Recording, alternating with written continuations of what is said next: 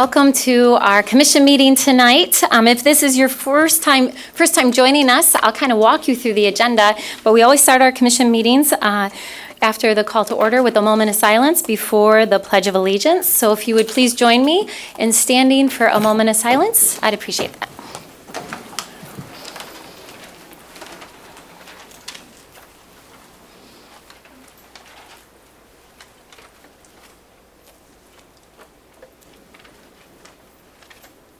Thank you. I pledge allegiance to the flag of the United States of America and to the republic for which it stands, one nation, under God, indivisible, with liberty and justice for all. Thank you. Next, we'll have roll call. Commissioner Jones? Here. Commissioner O'Connor? Present. Commissioner Lanier? Present. Commissioner Reppart? Commissioner Moody? Present. Commissioner Kelly? Here. Mayor Bliss? Yes. All right, so if this is your first opportunity here tonight, let me walk you through the agenda so that you're familiar with the process. We have a number of opportunities for public comment tonight. So we have an item first on our agenda for public comment, and that is only related to items that we're voting on. So I'll let you know what those are. But if you are here for a scheduled public hearing, we actually have 3 of those tonight. So if you are here to speak on the proposed human rights ordinance, if you are here to speak on the special assessment nuisance rule, or if you are here to speak on the South Division Granville Corridor Improvement Authority Plan, I'm going to ask you to stay put until I open up those public comment periods. That'll be a little bit later in our agenda. And then at the end of the meeting is public comment on anything else. So I'll walk you through the agenda. I see many of you have it in your hand. So earlier today, the City Commission, we met and we have what's called standing committee meetings. And during those meetings, we talked about a whole host of different issues. On the agenda, you'll see those under Committee on Appointments, Community Development, Fiscal Committee, and Committee of the Whole. So I'm going to open up the first opportunity for public comment momentarily. And the first opportunity is if you're here to speak about something that we're going to vote on tonight. So a couple of rules about public comment. You'll see those on the very front of your agenda. We ask that you come to the podium, that you speak into the microphone. We ask that you sign the clipboard over there so that we get your name in the minutes correctly. We ask that you refrain from using curse words, racist language, inappropriate language. At the public comment period, if you want to speak, I'm going to ask you to stand up and come up in a line. And then as soon as there's no one in line, I will close that public comment period. So we'll open up what? Yes, please write your name. Didn't I say that? Okay, good. I'm just used to it. I know. Our city clerk really wants us to make sure we get people's names right, which I appreciate. So I'm going to open up this opportunity for public comment. And again, this is for items that we voted on earlier today. I also ask you to say what item you're speaking to. So you can explain what it is or just say Appointments Committee number 3 or CD Committee number 4. That's helpful for us to know what you're talking about. So we'll open up the first opportunity for public comment specifically on items we're voting on. Good evening, fellow veterans and citizens. This is the House of the People, Watchdog Miller reporting. Welcome to Simon Legree Square, where black bus routes 1, 2, 3, 4, 5, and 14 are never permitted to ride here, and they have no opportunity to participate on any of these CRC gatherings, which are held behind the doors of the working class during working class hours, and here where our buses don't come. Not only the black bus routes, also Catholic bus routes, which would be 7, 8, 9. Mr. Miller, what item are you speaking about? Public comments, that'd be 14 and number 14 and 5. These groups are not allowed to come and participate, including all of the CRC material that's up here tonight. So it was held behind closed doors. 6, also on a DID, Downtown Improvement Board, our black and Catholic bus routes don't come here. Has this gentleman, okay, that would be a removal. Next, 9C 1 and 2, fireworks, where 9C 1 and 2, private fireworks, are not private people hear them. If you're rocking a neighborhood, and so addresses should be on there under again, it's another comic book agenda. 5 Warden Street, $500,000 is a lot. That's $500,000 you're spending close to $3 million. It would be close to 700 grand a block on Warden Street. Next, 9C7, you're approving additions and certifications from the city's local street system. Why is this not listed in your comic book agenda? You take us for fools. And then later on down the line, we'll find out that some well-conducted group like Rockford has gained control of a certified street, which had been there forever. Next on D1, resolutions authorizing special events. What special events? Again, it's just a comic book agenda almost all the way down the line. We have a right to know, a basic citizen's right to know. 28 seconds, which you have extra. Thank you ever so much. Thanks for the ride, Commissioner. I appreciate it. Thank you, Mr. Miller.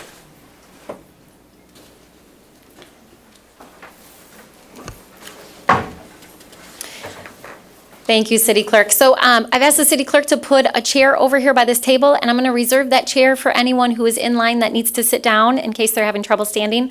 So just let you know that that chair is over there. So is there anyone else who wants to speak about an item that we're voting on tonight that we actually talked about this morning?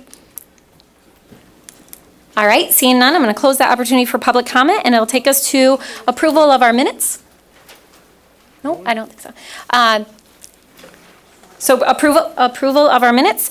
Commissioners, can I get a motion? So moved. Support. All right, all those in favor say aye. Aye. Those opposed? It carries.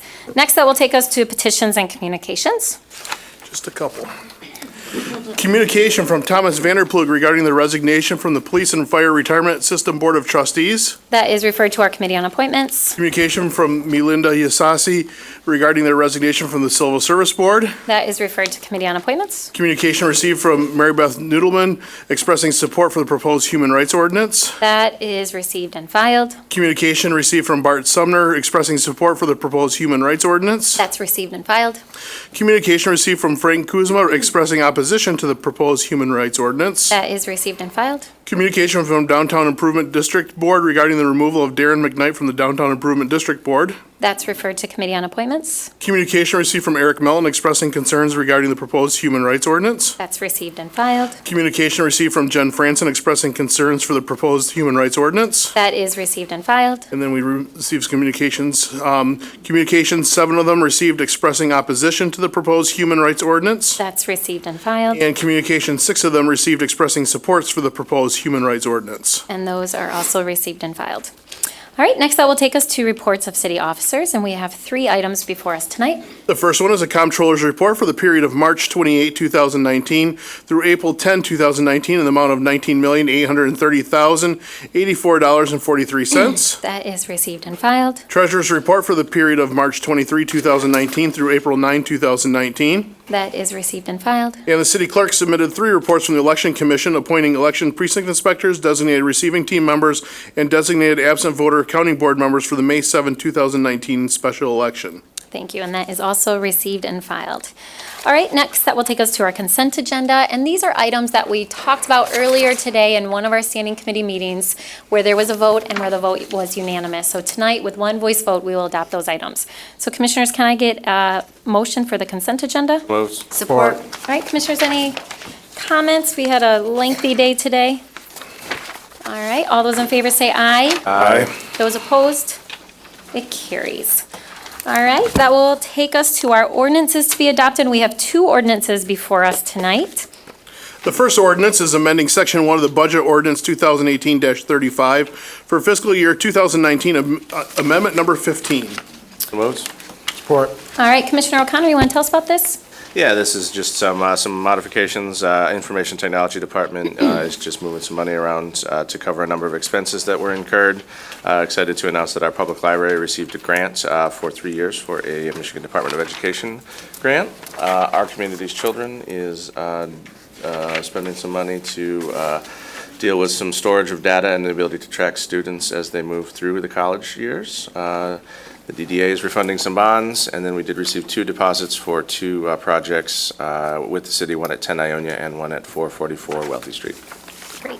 Thank you. Commissioners, any questions about that? All right, this is a roll call vote tonight. Commissioner Repart, Yes. Commissioner Moody, Yes. Commissioner Kelly, Yes. Commissioner Jones, Yes. Commissioner Lanier, Yes. Commissioner O'Connor, Yes. Mayor Bliss. Yes, and can I get a motion to give this immediate effect? Support. All those in favor say aye. Aye. Those opposed? It carries. All right, next it will take us to our second ordinance to be adopted tonight. Second ordinance is a consideration of zoning ordinance text amendments regarding food trucks on private property. So moved? Support? Commissioner Kelly, you want to tell us about this? Yes, these text amendments provide a more permissive approach for food truck operations within industrial and office zone districts, and a more flexible but temporary approach for operations within commercial zone districts. Modifications to regulations for outdoor seating with alcohol service on private property are also proposed for consistency with what some of us have seen in the commercial districts with existing regulations for outdoor seatings with alcohol service on public sidewalks. So it's just been a change and an update to the food truck ordinance to make it a little bit more flexible after a pilot study was done and we were brought this and had a chance to debate it. Great. Commissioners, any questions or comments? All right, this is also a roll call vote tonight. Commissioner Moody, Yes. Commissioner Kelly, Yes. Commissioner Jones, Yes. Commissioner Lanier, Yes. Commissioner O'Connor, Yes. Commissioner Repart, Yes. Mayor Bliss. Yes. All right, Commissioners, next that will take us to our resolutions, and we do have one tonight that was a late addition. So can I start with a motion to suspend the rules? Moved. Support? All those in favor of suspending the rules say aye. Aye. Those opposed? It carries. The rules are now suspended, and this is a resolution before us for a settlement between Hightower and the City of Grand Rapids. Can I get a motion? So moved. Support? All right, so Commissioners, we talked about this. This will finalize a settlement and some litigation that we participated in. Any questions or comments? All right, all those in favor say aye. Aye. Those opposed? It carries. All right, next that will take us to our public hearings tonight. So as I indicated, we have 3 public hearings tonight. We are going to start off with a public hearing on the proposed human rights ordinance. This was an ordinance that has been worked on for several months and brought forward to us by our Community Relations Commission. I see many of the members of our Community Relations Commission in the audience tonight, so thank you for being here. What we'll do is we will start this by giving a brief overview of the ordinance. We'll have Patty Caudill with our Diversity and Inclusion Office start, and then I'll open it up for public comment.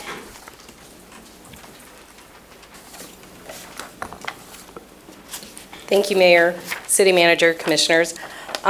Recall that this ordinance was brought forward by the Community Relations Commission after some meetings and some hearings with Link Up Community Revitalization, specifically Jeremy DeRue and Lionel Legrone. The CRC put together a subcommittee to really look at best practices for human rights and civil rights ordinances throughout the state of Michigan as well as across the country. This ordinance pulls in best practices from the cities of East Lansing, Ann Arbor, and Madison, Wisconsin. Very briefly, the changes that you will see from this ordinance, from the current Community Relations Commission ordinance to this ordinance, is we've added over 35 definitions to this ordinance so that it's clear what is or is not or could not be considered discriminatory practices. We expanded our protected class and our protected categories. We added bias crime reporting prohibition to this ordinance. We expanded our number of community relations commissioners from 9 to 13 to ensure appropriate community representation on that body. We outlined specifically the duties of that board and outlined our partnerships with our partner agencies such as Michigan Department of Civil Rights, Fair Housing Center of Grand Rapids, and the Disability Advocates of Kent County. We're pleased to have this ordinance in front of you and very excited to hear some of the community comment on this ordinance. Thank you. Thank you. Thank you, Patty. So Commissioners, I'm going to open it up for public comment. So if you were here tonight to be heard on this ordinance, now's an opportunity to come forward. The same rules apply. We ask that you come forward, that you share your name, the city that you live in. We'll give you up to 3 minutes to speak. We also ask that you put your name on that clipboard over there. And so this public hearing related to the proposed human rights ordinance is now open. Mayor, if I could, before continuation of. Oh, I'm Patty's sorry, comment. City Manager. Yes. Just a clarification. I know there was widely reported about the ordinance preventing bias crime reporting for people participating in their lives, but I think that was the summary from the memo. The actual ordinance language is more clear about what bias crime reporting is, and it's basing any activity solely based on the person's protected class. So that participating in their lives language came from the summary memo and not the ordinance itself. Just wanted to clarify that. Thank you. Thank you for clarifying that. I know that there was some confusion about that. So this public hearing is now open. If you're here to speak on the proposed human rights ordinance, please come forward.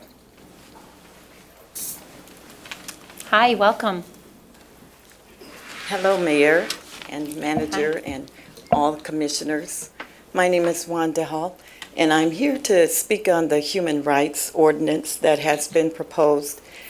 I do not believe that it needs to be changed. I believe that it should stay the way that it is. I'm grateful for the police, and they already have the ability to charge someone with making a false police report. So I'm opposed to changing it. We already have civil rights. We have the Bill of Rights. We have our Constitution and the Declaration of Independence. And I just don't think that another ordinance, another law is necessary. That's all I have to say about that. Thank you. Appreciate your input. All right, others who wish to be heard? Hi, welcome. Hi, my name is LaDonna Norman. I'm here to comment on the human rights ordinance. I just want to know who's going to watch the watchers. You had a consultation group, people come in for the police department, you pay them to verify what we already know, that they have discriminatory practices and they use bias. So who's going to watch the watchers? Who's going to determine if someone breaks the city ordinance? Because at 5 a.m. on Franklin and Eastern, if a white person is jogging, they're exercising. At 5 a.m. on Franklin and Eastern, if a black person is running or jogging, they must have committed a crime. So who is going to be here to determine who and when a crime is committed or the ordinance is, or someone breaks the ordinance? That's what I want to know. I don't know where I stand on it, but I know that for every 2 steps we take for the city of Grand Rapids, we take 5 back. And so it's a catch to everything you do. It has our attention. It has our attention. You have my attention. But who's going to watch the watchers? Who's going to decide if there's a valid complaint? Who's going to decide if the complaint is not valid? My concern is that the Grand Rapids Police Department already uses bias. We know that. You paid for what we already know. So what I want to know is, where do we go from here? This ordinance sounds good, but it's not going to be that easy. It's not going to be that easy, and we know that where 1 or 2 are gathered, they make it true. And so if we have a permit Patty over here saying something, and she has company, and it's going to be true, even though it's false. So how do you get a police department that's already biased, that already has discriminatory practices, to carry out that ordinance? That's what I want to know. Thank you. Thank you. Appreciate your input. All right, others who wish to be heard? Good evening. Good evening. Thank you, Mayor and Commissioners, for being here tonight. I want to thank you personally for the wonderful work you continue to do for our city. My name is Daniel Scott. I live on the west side of Grand Rapids. And speaking of civil rights, I want to speak up for these people's civil rights. The unborn of Grand Rapids, They're just as much a citizen as anyone else in this room or living in this city. But there's 120 per month being murdered on Fulton Street. 120 a month. Grand Rapids citizens. And this is what they're doing to them. I'm just asking my city attorney, and Mr. Scott, we don't allow signs in this space, and I think those would be considered a sign, and some people, no, there's no sign. About my You First can't- Amendment rights. You can't hold up signs in this space. You can look at our rules, and it's very clear about signage, and we do not allow signage being held up. If anyone wants to see these pictures afterwards, I'll be happy to share them with you. Also want to appeal to each one of you. I have seen the Constitution you've sworn to, and you have sworn to protect not only the citizens, or all the citizens of Grand Rapids, and in the preamble it says posterity, and according to Webster that means offspring, descendants. So once again, these pictures I held up are representing the offspring and the descendants of citizens of Grand Rapids. And if we continue to allow them to be murdered, you're not following your swearing before God and the government. So I appeal to you. I speak for those that cannot speak. And if you're talking about civil rights, human rights, these children, their civil rights, their human rights are taken away from them. And they're real human beings. God proclaims that to be so. And so if we're not protecting them, if we're not speaking up for them, we are failing. Mr. Scott, you're here to speak to us, not to the audience. So this is a public hearing. We are the audience tonight. So you can speak to us, not to the audience. Okay? They can hear you. So I appeal to you, commissioners. Do what you've sworn to do. Stop this genocide. Stop this infanticide. Stop this abuse. Most of these women that are having this done are African American. Yes, it's true. Look up the statistics. Oh, man, you're not finna disrespect no person. Okay, Miss LaDonna, it's his, please do not, I know, please do not, this is a space, and I'm not gonna have people yelling from the audience, okay? I know that some things that are said at this podium are very offensive, but this is a space where people have an opportunity to share their opinion and their thoughts, and even if we disagree with them, they're here to be heard. So I'm going to ask you to please refrain from screaming from the audience, okay? Especially when we have an issue that people feel very passionate about. I fully respect that, okay? So I get another 30 seconds? No, you get 18 seconds, sir. That's it. So again, I appeal to you You speak to us. and everyone that can hear me. If you want the blessings of God on this city, financial, safety-wise, that's why there's so much violence.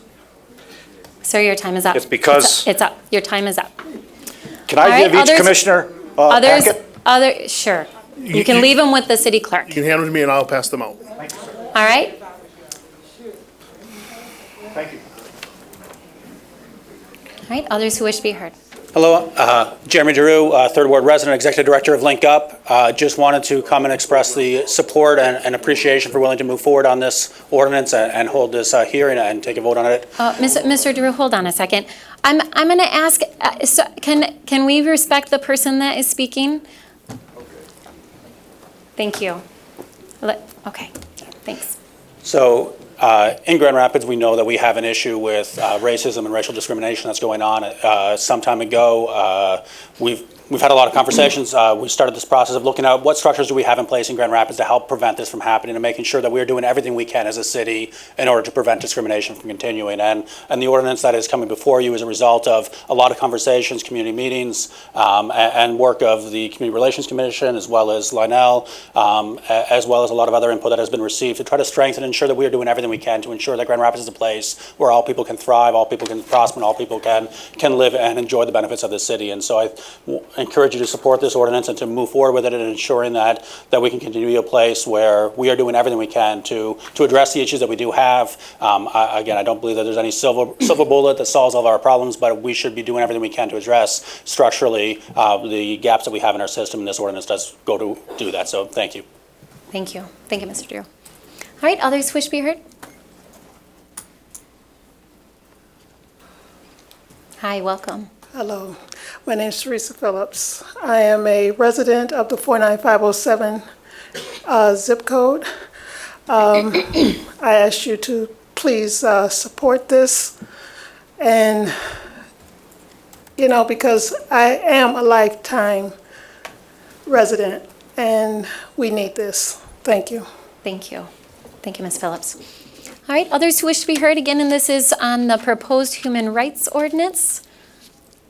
Yep, I'm going to ask you just to kind of come up here. You can form a line, and if you need to sit while you're waiting, you're welcome to use that chair. How you doing? My name is Jerry Clay. I'm a resident of Grand Rapids, Michigan since 1981. Current resident is 710 Bates, Grand Rapids. I have a business listed in Ada, Michigan. This here, I'm very familiar with the city of Grand Rapids. I don't come to these forums at all, none.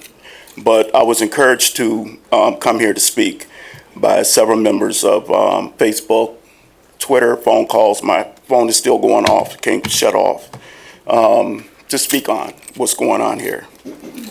Donna, I agree with you. It's a lot of people here who knows me. You talk about both sides. I litigated the city of Grand Rapids, Clay versus the city of Grand Rapids, when it came down to the Grand Rapids Police Department using letters to get business owners to give them a right to arrest anybody who appeared to be trespassing or trespassing on the property. I succeed in that case, and then the ACLU followed behind. So when you get to talking about the Grand Rapids police officers, they know who I am. I'm not a stranger to people working in the community. Jeremy and other people's links. I do work for them, giving back to the community. Dealing with this thing with the officer. She asked a question, who's going to be watching who? We don't need a special committee to be watching nobody. It is our job to bring forward and hold all of you accountable. You're taxpayers. You work for us. We don't work for you. So I think every measure should be taken as towards starting. It has to start. But the ball is always dropped. We was here in the 50s, we was here in the 60s, we were in the 70s, we were in the 80s, we were in the 2000s, talking about the same old issue, race relation.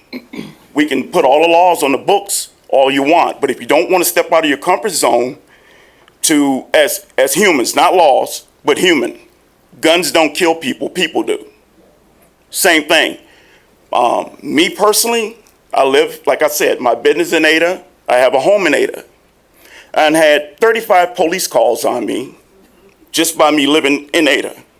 I'm not some little light-skinned dude, 5'3". I'm 6'1", 265 pounds. You can't see the elephant in the living room. I'm there. I'm not going nowhere. I'm still dealing with it. Towards the homeowners association, to the resource of money continues being called by the Kent County Sheriff Department, keep coming to my house. Popping a firecracker, start a motorcycle up, anything they can. My cat missing, I think it's in my neighbor's basement. You know, I'm getting all this. So when you talk about this. So your time is up. Can you just share, are you supportive or opposed to the? I'm support Okay, of thank you. These laws need to be put in effect because it makes other people aware. Okay, thank you. I That they appreciate can be able to that. take care of their problems. Thank you, and I'm sorry, your Yep. time is up. Thank you. You're welcome. Appreciate your input. All right, others who wish to be heard? Hi, welcome. Hi. My name is Rachel McCollum. I'm here to speak in support of the Proposed Human Rights Ordinance because throughout my life with my younger brothers who are adopted and they are ordinary members, I've seen people who may even be, I've seen people through their biases make assumptions about them and about my family through those things. And I can see very easily how those assumptions can turn into, police calls can turn into danger for people like my little brothers, because these situations can get escalated even when people are not necessarily intending to do harm. I can see how these things can turn into incidences of bias occurring. So I just believe, so because of that experience, I just think this is I'm speaking in support of this proposal. Thank you. Thank you. All right, others wish to be heard? Hi. Hello, my name is Joshua Shade, and this is my first attendance to one of these events. And I want to say that I am against the bill for a couple of reasons. The biggest one here is that there is a confusion, I think, potentially among the board about legislation. It is not compassion. Legislation is not compassion. If there are problems and there are laws that exist which are supposed to address these problems, creating additional redundant laws on top of them as an attempt to double down, or in hopes that the second try will instead make up for it, does us no good. There was, in section 9.942, Mr. Washington, the city manager, addressed this bit about participating in their lives. The specific language in section 9.942 is in whole or in part. As in, if anything, in terms of these potentially biased reports, could be attributed at any part to be negatively associated with any protected class, they could be fined, and then if they don't pay those fines, they could be presumably put in jail, as is the nature of the government in these issues. What I think here is a failure of language, one, and the other bit is that every time you create a series of protected classes, you are going to invariably miss out on at least something. I am very happy that with the language used in some sections of the bill, in the attempt to make sure that there is clarity about we want to include people. And that's all fine and good. It is great that we want to protect people and allow them to live their lives. It is good that we as a community value leaving people alone and letting them live by themselves without fear of discrimination. But we already have laws saying it's illegal to discriminate against people based on their protected class. We already have something covering this, and to create additional redundant legislation does nothing. It might feel good, but it does nothing. It wastes massive amounts of time. Legislation is not compassion. Thank you. Thank you. Appreciate your input. All right, others who wish to be heard? Hello, my name is DeAndre Jones, and I support the Human Rights Ordinance. I personally believe that police officers need to be accountable for their actions. Just because you have a badge, I understand that you have to actually put in the work, and you have to go through a lot of trainings and stuff like that to actually represent that badge. But when it actually comes to color and you just pulling up on somebody and trying to just beat them up just because, you know, something like that might just happen, I don't believe that's right. I do know that police officers honestly go through traumas. I'm not trying to just make it seem like that every police officer is bad. Like yesterday, I was at my mom's house and I watched the police stand down. So it was a guy, he had an AK-47 from what I heard, and it was a guy with a handgun on Tamarack. And it was a police officer, like, you know, backing behind the car trying to tell people, hey, you know, hey, get behind the tree, or, you know, just because something might happen. Like, I understand that, but I definitely want people to just look beyond the badge. Like, I was sitting on the guy's porch yesterday, and one of the officers that had, like, he had the Call of Duty whole gear on, he had the headset with the M16, and he stopped, and he looked at me, he was like, hey, you that kid that speak at the city commission meetings. See, if I wasn't doing this and I wasn't advocating, I wasn't showing that I'm a human being and I'm not just a black face, that officer would have never said nothing to me. He just would have been looking at me like I was another black kid. So For people that just out there probably looking at this, I advise you to speak up and actually get your name out. Not try to get your name out there, but get your message out there and hope that somebody listens to you or somebody recognizes your heart. Just because we do need to humanize. I believe that Grand Rapids can live up to the expectations and actually be the most premier dominant city in the world. I really do believe in it. I believe in the city's potential, but you guys actually have to push to make the proper changes that need to be held and held hold the officers accountable that are making the city look bad, because it's some officers that's probably in the department that, hey man, we need to change this, and I don't want to look bad because this officer, but then you got a whole bunch of departments connected to the police department, and I support the ordinance. I believe that we do need to humanize, and we need to have a much more better side of humanity, and I just hope that you guys pass it. Thank you. Thank you. Thank you, Mr. Jones. All right, others wish to be heard? Hi, welcome. Hello, Commissioners. My name is Tommy Watson Jr., and I'm a resident of Ada, and I'm for the passing of the bill. And we was at a meeting just a little while ago, and this is a very challenging and very in-depth bill that's not going to be dealt with overnight. We got some hard roads to go, but at least we're talking about it, and the people could say, well, we've been talking about it for 60 years. If it takes 65 more years, I'm gonna let you in on something. I got injured being a police officer, and they put me on a list to get a kidney, and that takes a long time. But I didn't quit. I did what they told me to do, and that's all I'm saying to the city is that we just continue to do what we need to do. Continue this conversation, continue to make police officers get the right training. It's a long drawn out process, and it's not going to happen tomorrow, may not happen next year, but if we keep striving, it will happen. Just like the man said, 15, 20 years ago, how many times could you say a black person lives in Ada?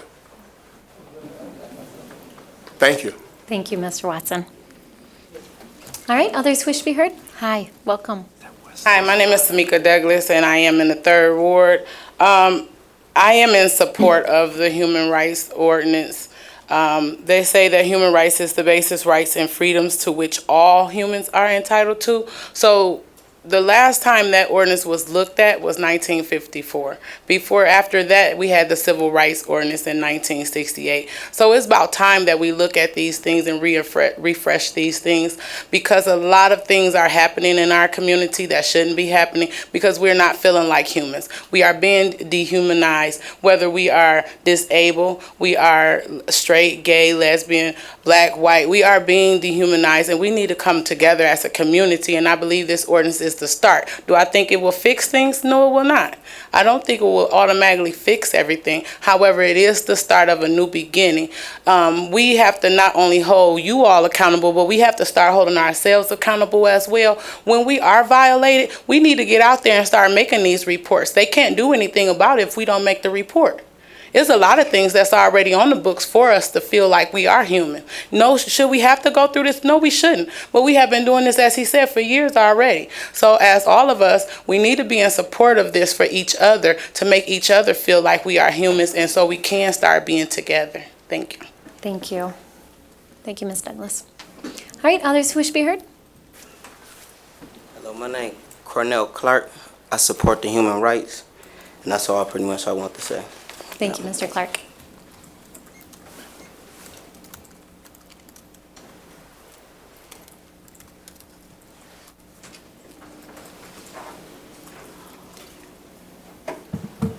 Hi, welcome. Good afternoon, evening. My name is Elena Gormley. I live in the 2nd Ward. I'm a member of Congregation Ahavas Israel and an early childhood educator at the United Jewish School. And I am commenting in support of the Human Rights Ordinance. I think that it is especially important to keep the language around bias crime reporting. If we do not have consequences on the books for treating police like JCPenney customer service, we're going to continue to have cases where people are calling the cops on people who are not doing anything except existing as being black or brown. I also want to point out for the commission that we had a very similar case where a Grand Rapids Police Department officer called ICE on a U.S. citizen based off of a report he saw on television. So as you're considering this ordinance, just keep in mind that it must be applicable to everyone, including those that wear badges and carry guns. Thank you. Thank you for your input. All right, let's try to refrain even if we agree or disagree strongly. I'm going to ask you to hold it to yourself just so that people who do, and the reason I ask that is because coming up and speaking publicly can be really intimidating, especially if you feel like you're going to say something that people in the audience don't agree with. So I'm going to ask us to just be really respectful of everyone who comes to speak. My name is Justin. I live on the west side in Grand Rapids. I'm here in support of the Human Rights Ordinance. I think that that it'll make it's clearer, the definitions, and hopefully, speaking to something somebody else said about redundancy, I'm hopeful that it'll also make it easier. And I think that I would think and hope that having a local ordinance would provide less of a barrier to people filing complaints than having to go to the Michigan Department of Civil Rights or even federal agencies. Also, with this ordinance specifically, another thing regarding the redundancy is, as a gay person, LGBT people aren't protected by non-discrimination ordinances at the state or federal level. And I appreciate the addition of sexual orientation and gender identity. I know that gender orientation was included before, which it was the 90s, and it was a way to get around that. So I'm glad that we've moved away from that to more clear language. And that's a reason to support this local one is I don't have those protections at the state or federal level. I want to back up what the first person said about asking who is going to investigate whether or not somebody's complaint to the police was biased or not. I haven't read the language, so I don't know what there is about it, but I do think it's an issue to keep in mind, and if there's room for improvement or to address that issue, that's an important one, I think, to address. So that's all I have to say. Thanks. Thank you. Thank you for your input. All right, others who wish to be heard? Hi, welcome. Hello, my name is Allison Lutz. I am a resident of the First Ward, and I'm going to keep it pretty short and sweet.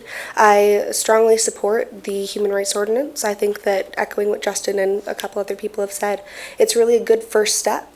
It does need to be continued. So this is, again, a step, but the City Commission needs to actively work to continue these strides in helping our community and our neighbors feel safe. Thank you.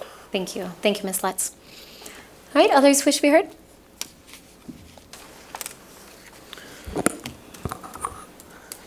Hi, my name is Jeremy Moore. I'm a citizen of the Second Ward here in Grand Rapids. Also a member of and leadership on Equity PAC. I'm concerned about the continued, and I'm also speaking in support of the ordinance as well.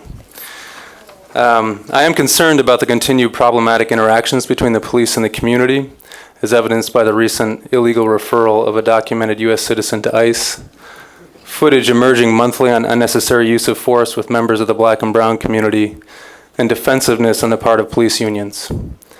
We appreciate attempts by the police to recruit more women and officers of color, to look at the need for community police, and even the kind acts that have been seen in the media, such as police officers paying for a women's meal.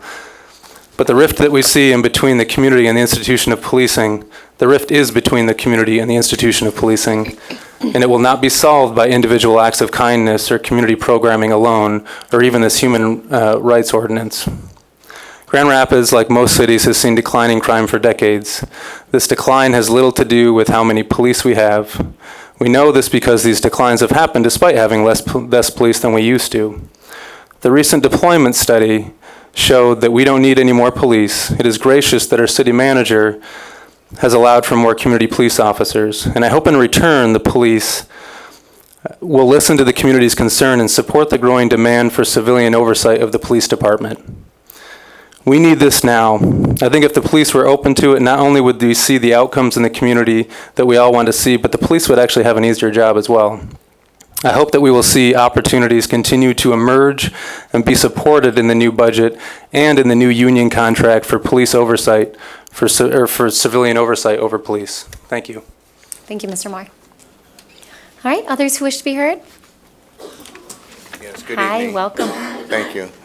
I'm here in support of the I'm sorry, sir. Can you start with your name? I'm sorry, my name is Robin Benton. I am the chairman of the Racial Equity Community Relations Committee for the Noble Neighborhood Association. I'm also a member of the National Human Rights City Alliance with an attached UPR, Universal Periodic Review, which we would like to conduct on Grand Rapids as relates to this ordinance.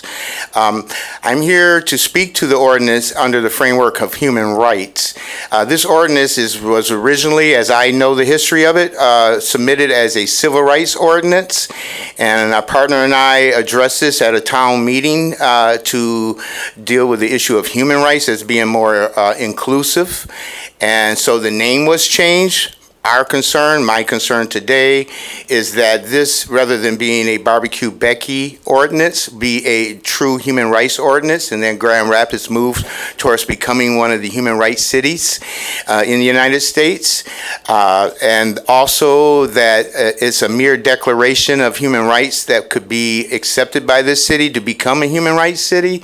And so I don't want to see this ordinance limited in its scope to a nuisance ordinance as relates to the police department. And as relates to the police department, there is a human rights apparatus established for human rights in policing, with monitoring apparatus set in place also. As relates to immigration, same thing. There's a human rights apparatus dealing with immigration issues that can be brought directly to the United Nations. So as we venture into the human rights arena, we want to be fully fledged behind it, not just with an ordinance submitting nuisance cause, but also the embracement of the universal human rights that we're all born with. Thank you. Thank you, Mr. Benton. Hello, Russ Olmsted, West Side, Grand Rapids. I'm here to speak in favor of the human rights ordinance. I'm also, as a member of Equity PAC, I second Jeremy Moore's comments about the need for civilian oversight, and this ordinance ties directly into that. And citizen oversight, not only over the police, but over top of all issues pertaining to violations of human and civil rights here in the city.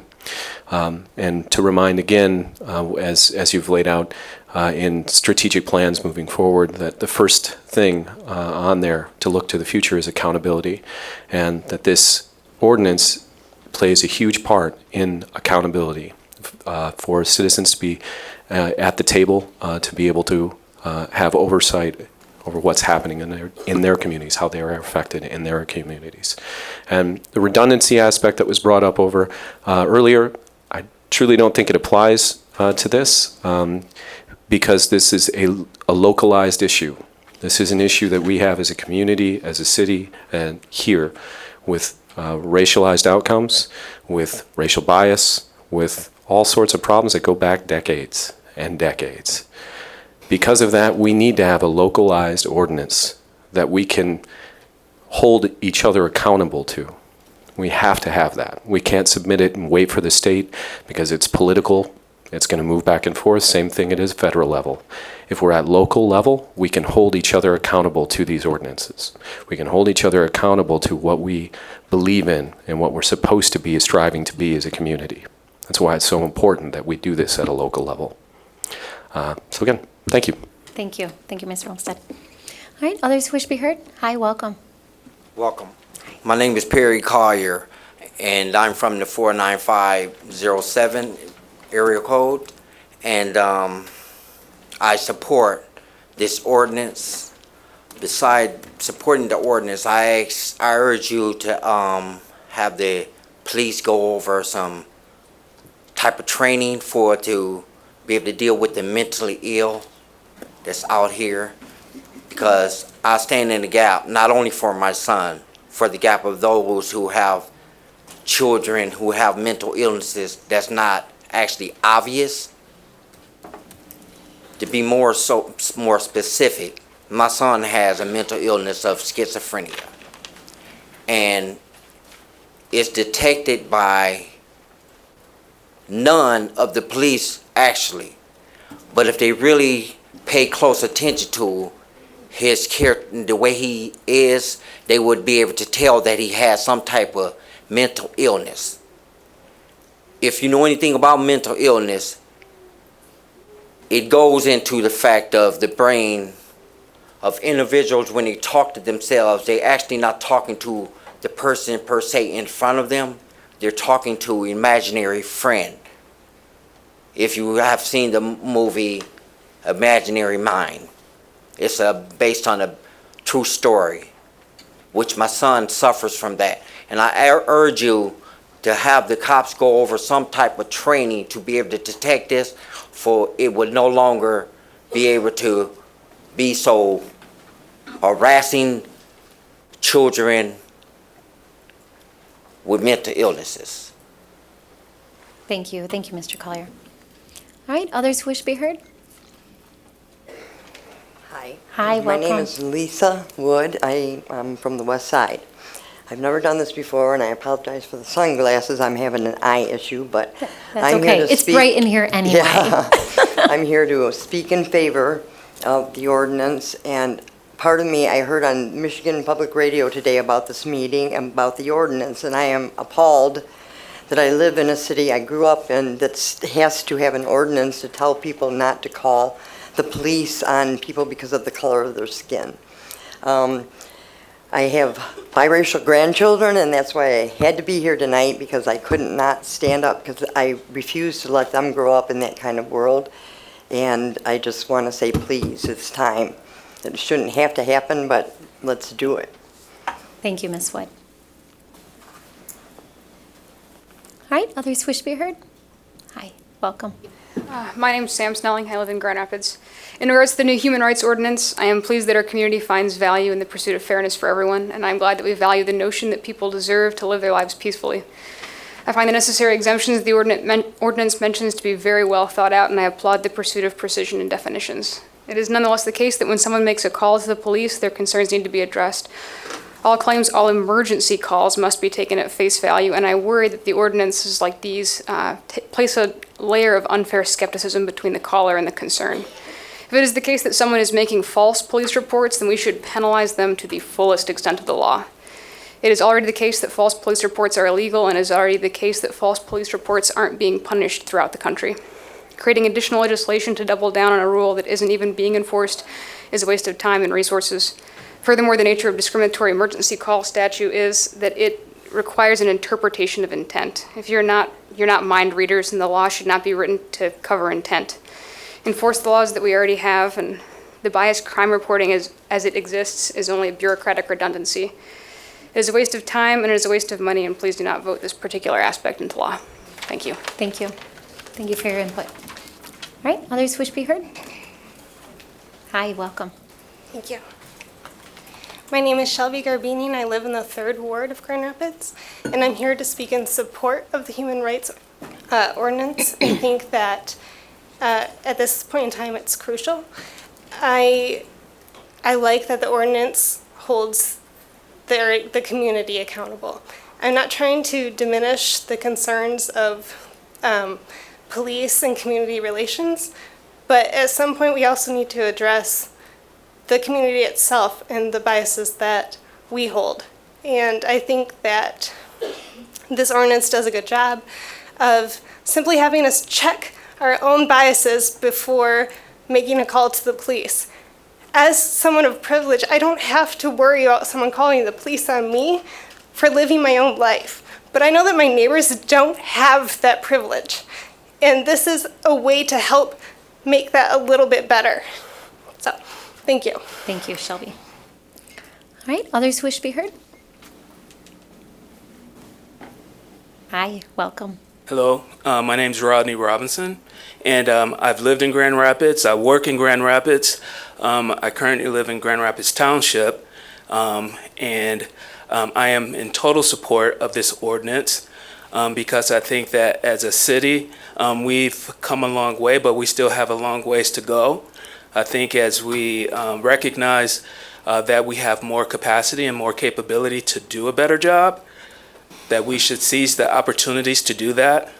When I think about this ordinance, I think about it being a response to the needs of the community. When the community speaks out and says, we need you to do something, they put the work in, put together a good solution. I think it's then incumbent upon the commission to take that seriously and to act upon it.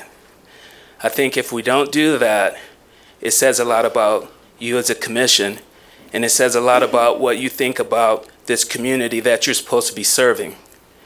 I think that this comes down to a matter of us doing the good we know we ought to do. I think the folks who are dealing with this problem, I've said this before at these meetings, have very little capacity when it comes to going up against the police. This is a response and an opportunity that gives you a chance to give them more capacity, because I honestly believe that the police generally are not trying to do bad things to people. But what we've heard is that they're just doing their job. So if someone calls the police and they go and do these things, as we've seen, drawing their weapons on kids who are not armed, they're just doing their job. This is something that is needed now to say, you need to stop doing that. Especially if they learned the lesson that they were called because of racial bias. This is an opportunity to learn and grow. And it's incumbent upon the commission and whoever is the oversight body to learn as we go forward and use this as an opportunity to hold the officers accountable and to hold the other citizens accountable that are calling them because of their racial bias. I don't think it's redundant. I think this is a great opportunity. It's a great opportunity for you to be able to take a stand for the community. This will be what I would call a macro benefit, because just knowing that you heard, you took it seriously, you responded on behalf of what was being said to you, it's going to do some good. And I think this is a good that we ought to do. Thank you. Thank you, Mr. Robinson. All right, others wish to be heard? Hi, Good welcome. evening. Hey there. My name is Lionel LeGrone. I live just south of Grand Rapids, but most of my family lives in Ward 3. I am here to speak in support of the ordinance. I'd like to remind the commissioners and everybody that this was a community effort. When I started at Link and we started having these conversations, my job description was specifically to take community concerns and translate them to policy solutions.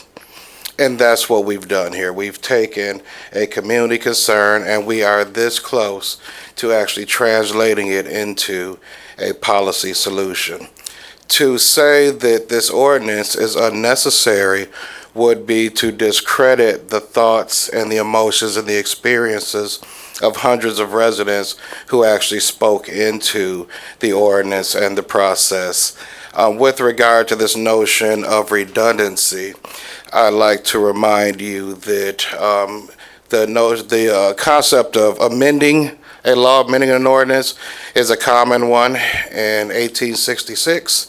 We had the Civil Rights Act of 1866, but we thought that needed to be improved in 1964, and then it needed to be improved again in 68, and then we had a Fair Housing Amendments Act in 1988. So basically, you're talking about 102 years of improving a law. So to tighten up an ordinance so that more people are protected, there's nothing wrong and nothing redundant about that.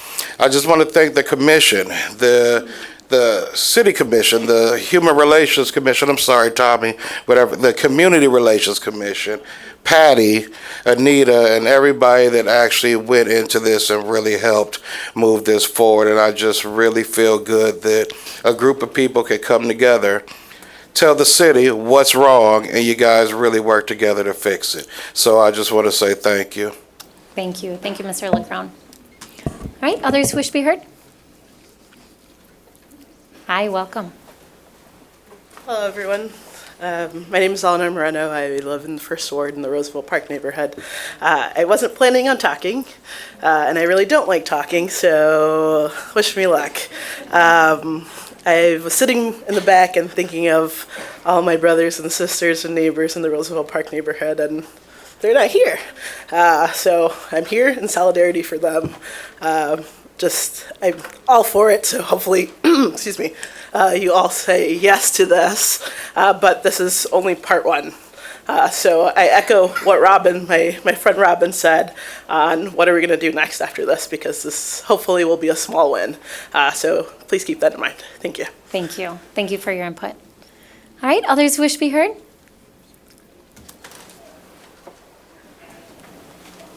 Hi, welcome.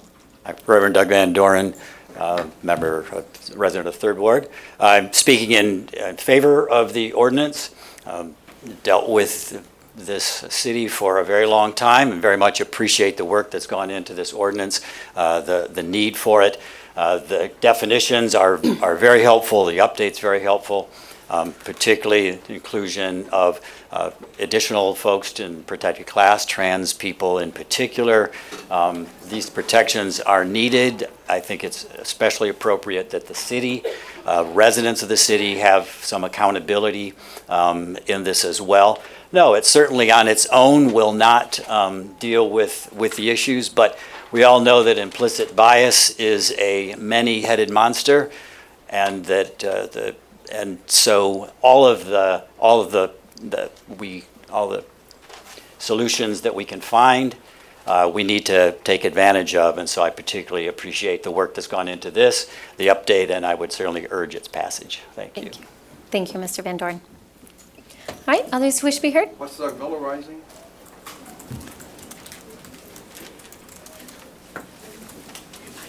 What's Doug Miller back? First of all, in terms of signs, founders kicked in $1,200 as election time. Bar tab, picked up your bar tab on election night. Now there's a huge founders sign across the landscape. Miller Johnson. Mr. Miller, are you here to speak on the human rights ordinance? Yeah, I'm here about signs and the bias against the signs. I'm talking about signs in He should be chambers. protected. Mr. Miller, you need to speak to the issue at hand. You're harassing us. You got $1,200, and in terms of Planned Parenthood, the gentleman was totally correct. You have baby butcher bucks oozing out one ear and founders beer bucks squirting out the other. This is bias. Number three, you appoint these CRC panel members. It's never at the end of the year. I've got up before at the end of the year and said address the secret 36 scandal. These CRC panel people were first appointed in secret, and I yelled at the commission then. This last December, it was a secret 66 scandal. All these panel members appointed in secret.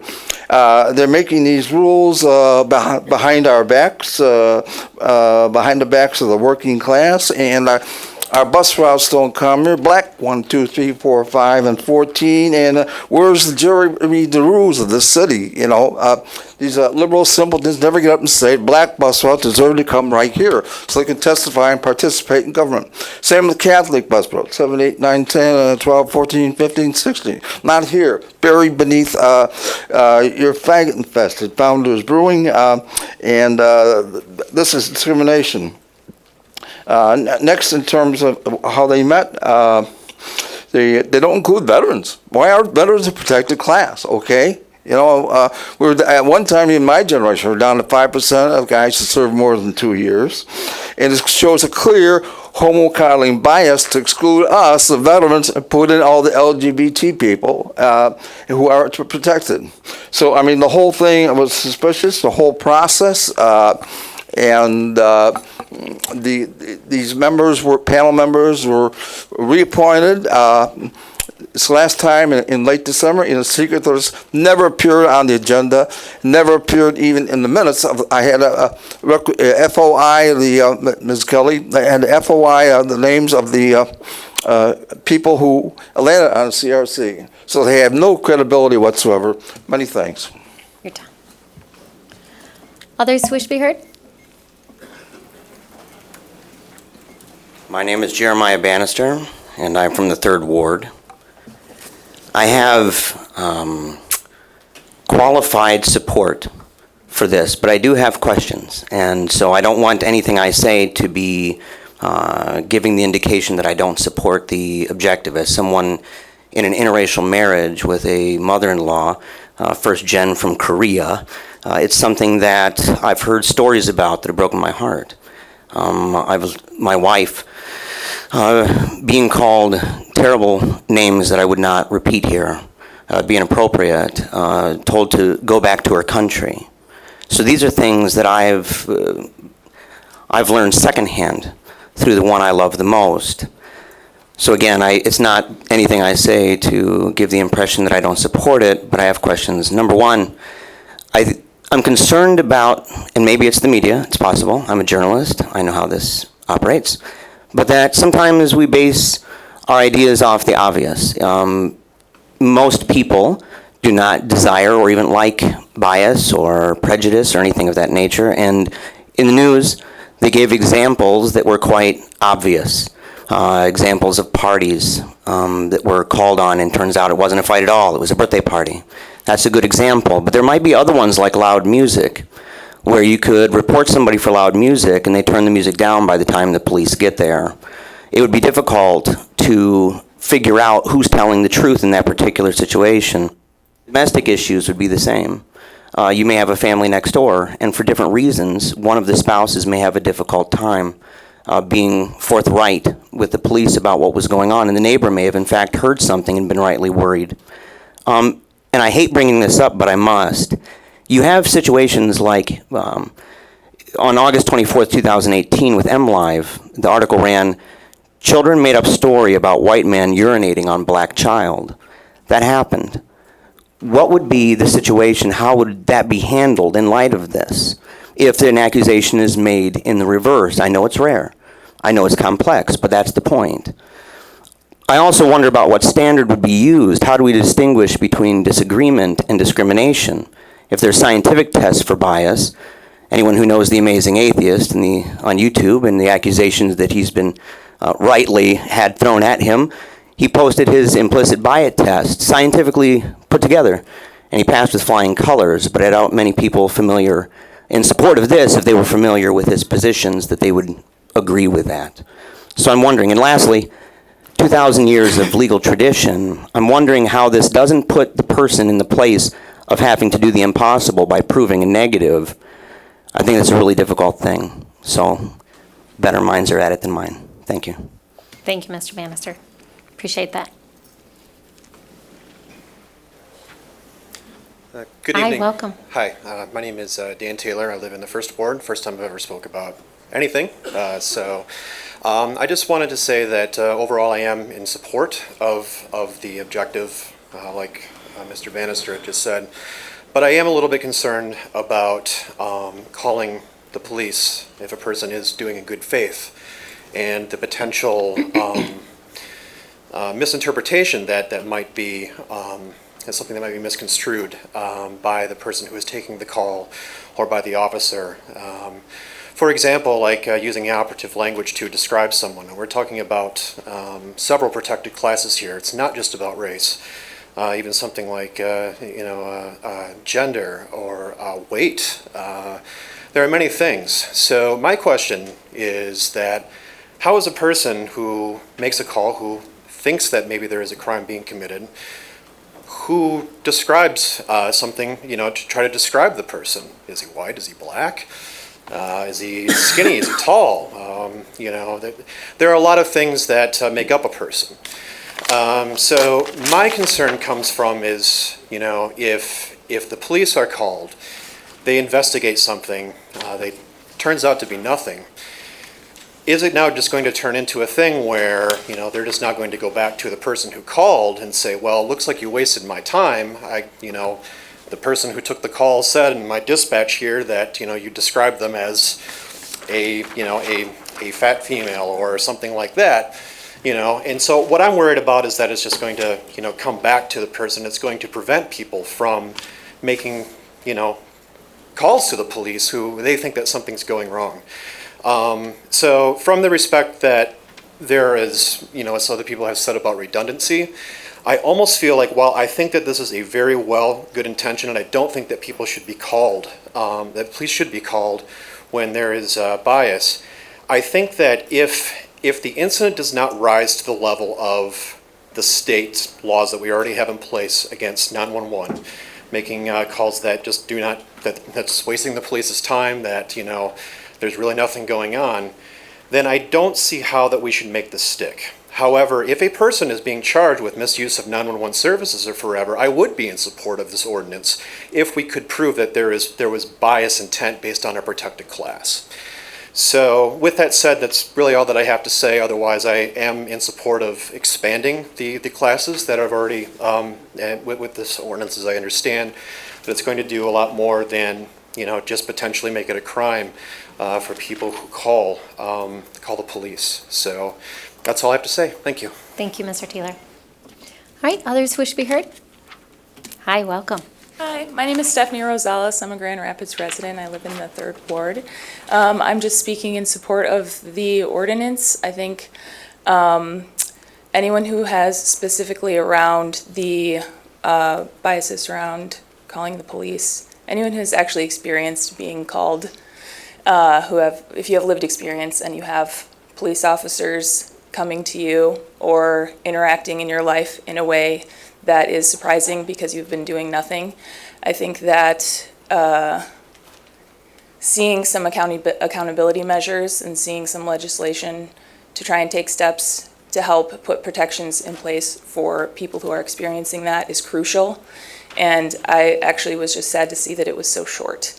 And I hope that it's expanded upon and that anyone who's experiencing that, it feels like terrorism when you are doing something normal and other people see it as a crime. So I just wanted to also include that. I think the expanded classes is crucial also for housing. I did have some questions that someone pointed out to me. There were some things that felt like gaps in the housing piece of it, housing, employment, and other parts that I hope are also expanded, but overall, definitely in support. Thanks. Thank you, Stephanie. All right, others who wish to be heard? Good evening. My name is Kimmy Spring. I'm the community organizer for the Creston Neighborhood Association. I also live in Ward 2. And when I first started my job about 1.5 years ago, I'm like second, third day trying to figure out how to even answer the phone.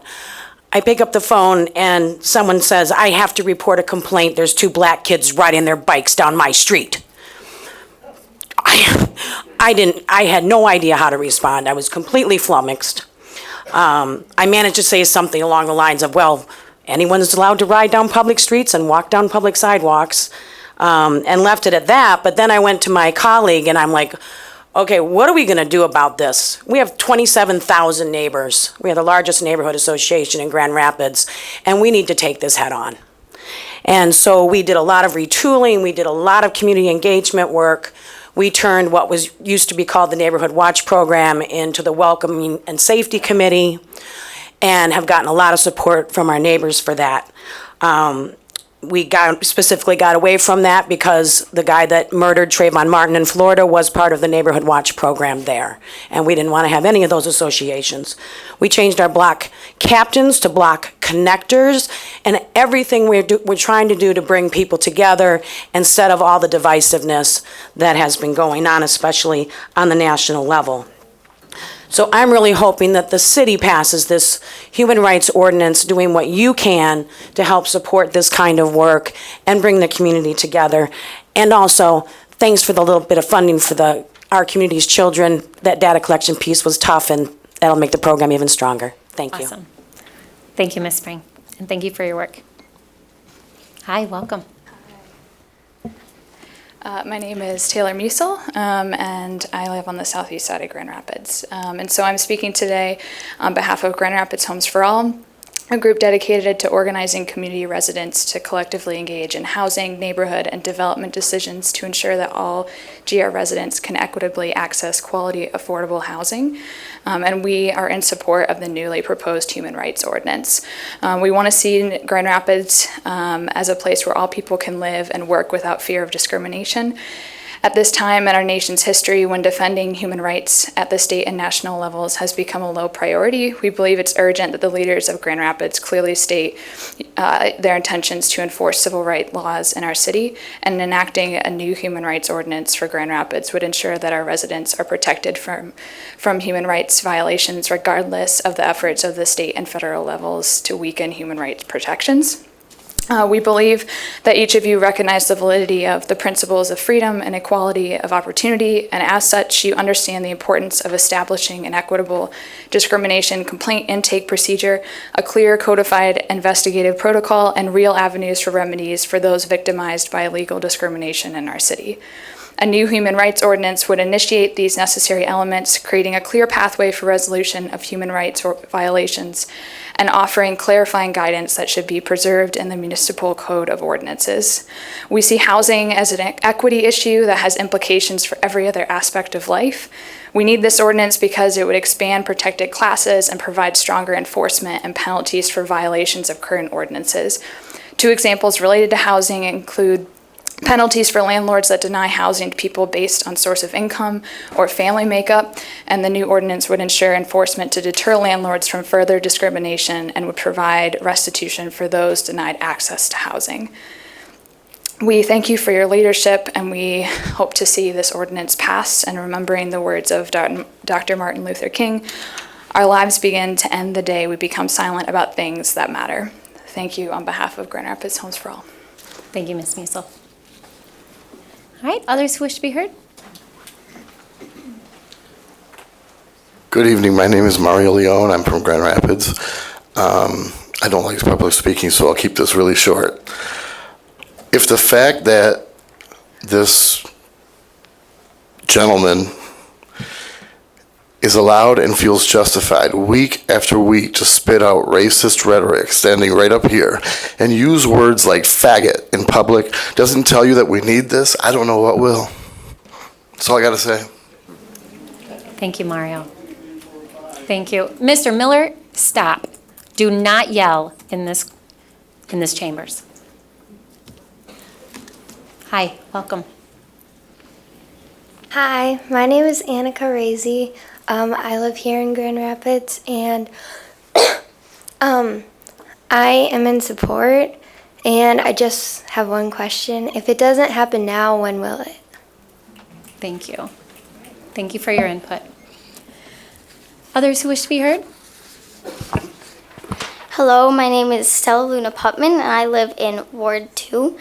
I am in support of this because I have friends who are colored, and I just worry that if this does not happen now, if a change is not made, what will happen to them when they're older? Because they will not always have their parents to protect them, and I just really support this because I feel like a change should be made, and I feel that everyone should be treated as humans. We're all humans, and why should everything depend on our race? I think we should just all depend on our personalities, depend on the person we are, and just we're all humans. Like, why can't we treat each other like that? Thank you for your input. Hi, welcome.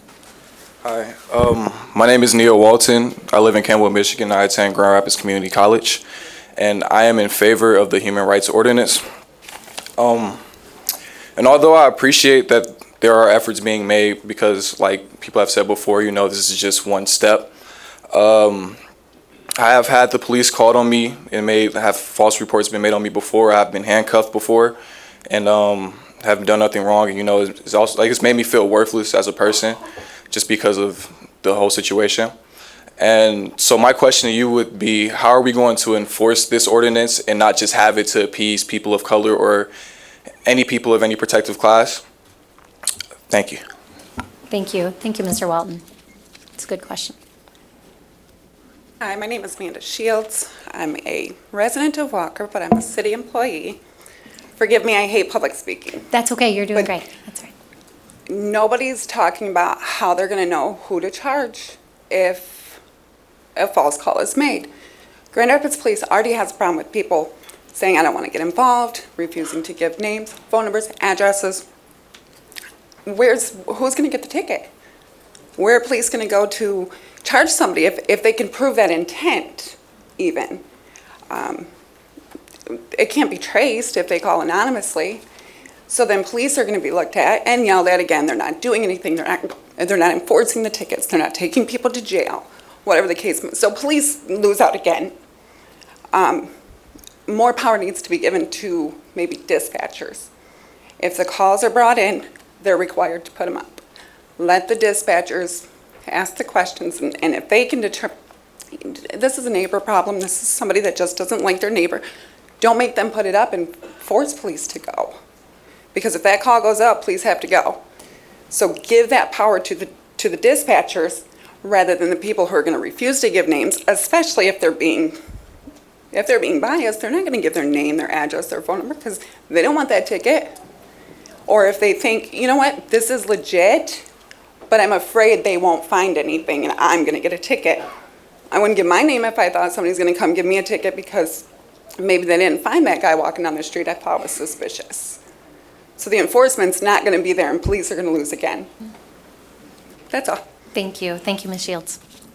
All right, others wish to be heard?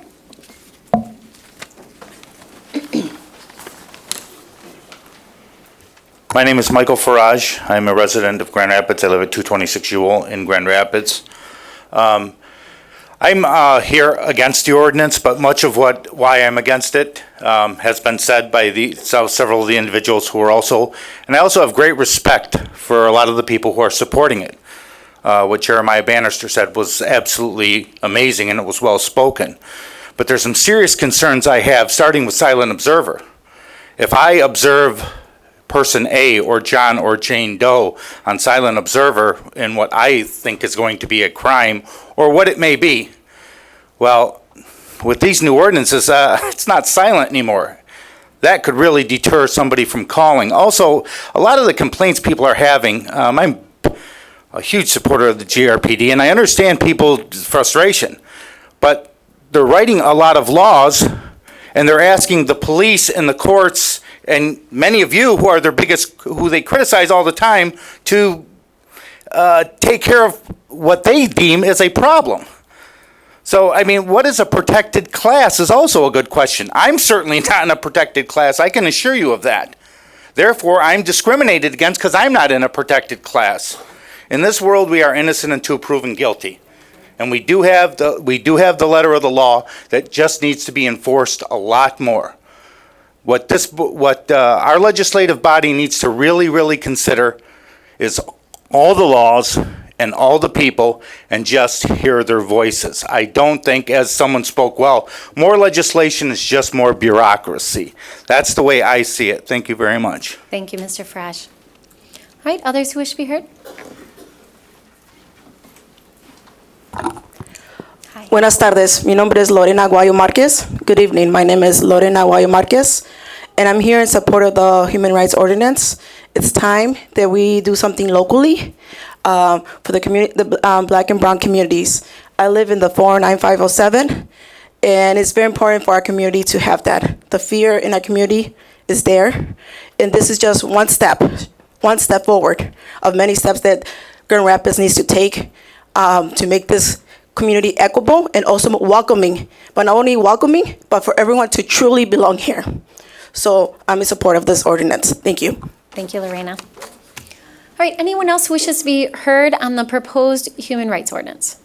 All right, seeing none, I'm going to close that public comment period, and this will be referred back to our committee of the whole. All right, next that's going to take us to our second public hearing. This is a scheduled public hearing, and this public hearing is very, very specific. So this public hearing is for any individual who is on the special assessment nuisance roll. So periodically throughout the year, this body, we sit as a board of review to hear appeals. And so if you are here because you are on the assessment roll and you want to make an appeal because of that, make sure people have a chance to get out quietly. So if you have an appeal, special assessment, and you're on the special assessment nuisance roll, you are all notified. And if you're here tonight to be heard by this body acting as the board of review, our next public hearing is very specific for that. So we're going to open it up from our city assessor's office. And so we'll set the stage for this, and then I'll open it up if you are here to be heard. Hi. Good Welcome. evening. I'm Paula Jastifer. I'm representing the Assessor's Office, and we have prepared a special assessment roll number 8740, and it's comprised of unpaid charges for services, code violations that are due. Yep, I'm sorry, Paula, I'm going to ask you just to wait till maybe it's a little bit more quiet, because this is an important process for people who want to be heard for an appeal, okay? So these charges stem from miscellaneous services such as snow removal, weed cutting, sidewalk replacements, and municipal code violations. Property owners were sent notices back in February and notified of the charge and also of the appeal process. The special assessment roll has been open for public inspection for 2 weeks, and the assessor's office has already received 15 appeals to date. So tonight, the City Commission convenes as the Board of Review to hear appeals of these assessments, and tonight is also the final opportunity for those notified to file an appeal. Myself and Assistant City Assessor Cheryl Koyman are here tonight to take those appeals down, and we'll be available in room 901 to assist those wishing to file appeals. Thank you. I'm sorry, 901, Paula? Room 901. 901, okay. Thank you. Thank you. Thank you so much. So if you are here because you are on the nuisance roll and you wish to appeal, now is an opportunity to come forward. We ask that you share your name and the city that you live in. And I'll open up this public hearing. Hi, my name is Jamie Williams, but I live in Belmont, Michigan. I am here representing Barbara Williams, who lives in Grand Rapids, Michigan. I'm her guardian and conservator, and I did file a appeal already, but because I'm not a Grand Rapids resident, I'm unfamiliar with this process, and I'm here tonight to make sure that everything is done and in accordance with what needs to be done and filed appropriately for her, because she has dementia, and I am representing her because she's unable to do so herself. Okay. Okay, thank you so much. So I'm going to ask you to maybe head to, Paula, should we ask to go to, maybe connect with Paula, who was just speaking? Okay. And then there will be space over in room 901 for you all to meet, and then she can take down some additional information for you. Thank you. Okay, thank you. Thank you for coming tonight. Appreciate it. All right, others who wish to be heard on their appeal for the special assessment nuisance roll. Hi. Oh, yep, come on up. Hi, welcome. Hi, my name is Truly Mitchell, and I really don't understand what this nuisance is. All my life I try to obey the law. I want to know why I got this in the mail. Okay. Excuse me, Mayor. Yep, absolutely. Clerks, this is my mother. Okay. Just happens to be her 85th birthday today. We done ran from this morning to where she couldn't even enjoy it, okay? All because of a spotlight she had put in the back. That was the first thing. And they said something. And she was supposed to send it, and it was something about the ordinance when the licensed contractor was supposed to get that ordinance in order before he placed it on there. My mother received a bill for $400 and something. They said they would take care of it. Well, my mother's still receiving a bill for $400 and something. My mother has lived in that house ever since I was born. Her birthday is today, mine's next month. I'll be 63. So she has lived in that house 63 years to be going through something like this.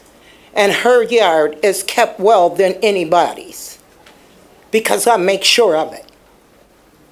This is a sad thing for an 85-year-old woman to be here on her birthday over something she takes care of and she's not responsible for.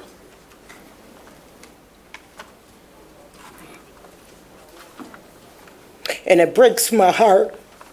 It breaks my heart. Well, I'm sorry you have to spend your birthday this way, but I appreciate you coming down.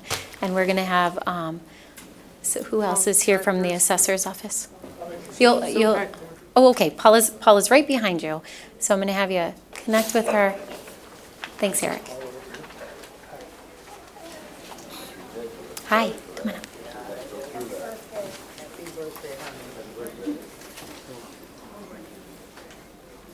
Hi, welcome. Cindy Posthumus, 1017 Union Avenue Southeast. About a week prior to the date on the nuisance violation ticket stated August 30th, 2018, Alan Richard, code enforcement officer, called me. Oh, dang it. He said I pulled an electrical permit. I'm sorry. No, that's okay. You're doing fine. For 1017 Union Avenue and asked me who I was. Dang. I'm so sorry. Nope, that's okay. You know what? Take your time. It's okay. You can take your time. I explained to Alan that my son and I purchased the house and it closed on July 12th. He said I needed to bring a copy of the deed to prove it. I hate it when people cry and talk. I gotta stop, okay? It's okay. I said the deed should be recorded with the county, and if not by now, would be very soon. I contacted my realtor, who found out that the deed was sent to the county but had some type of error, so the county sent it back to the title company for correction, so there was no deed yet. In any event, back to that phone call with Alan, I didn't know what else to say. I had no idea why he wanted the deed. He offered no explanation, other than to literally demand I bring it in.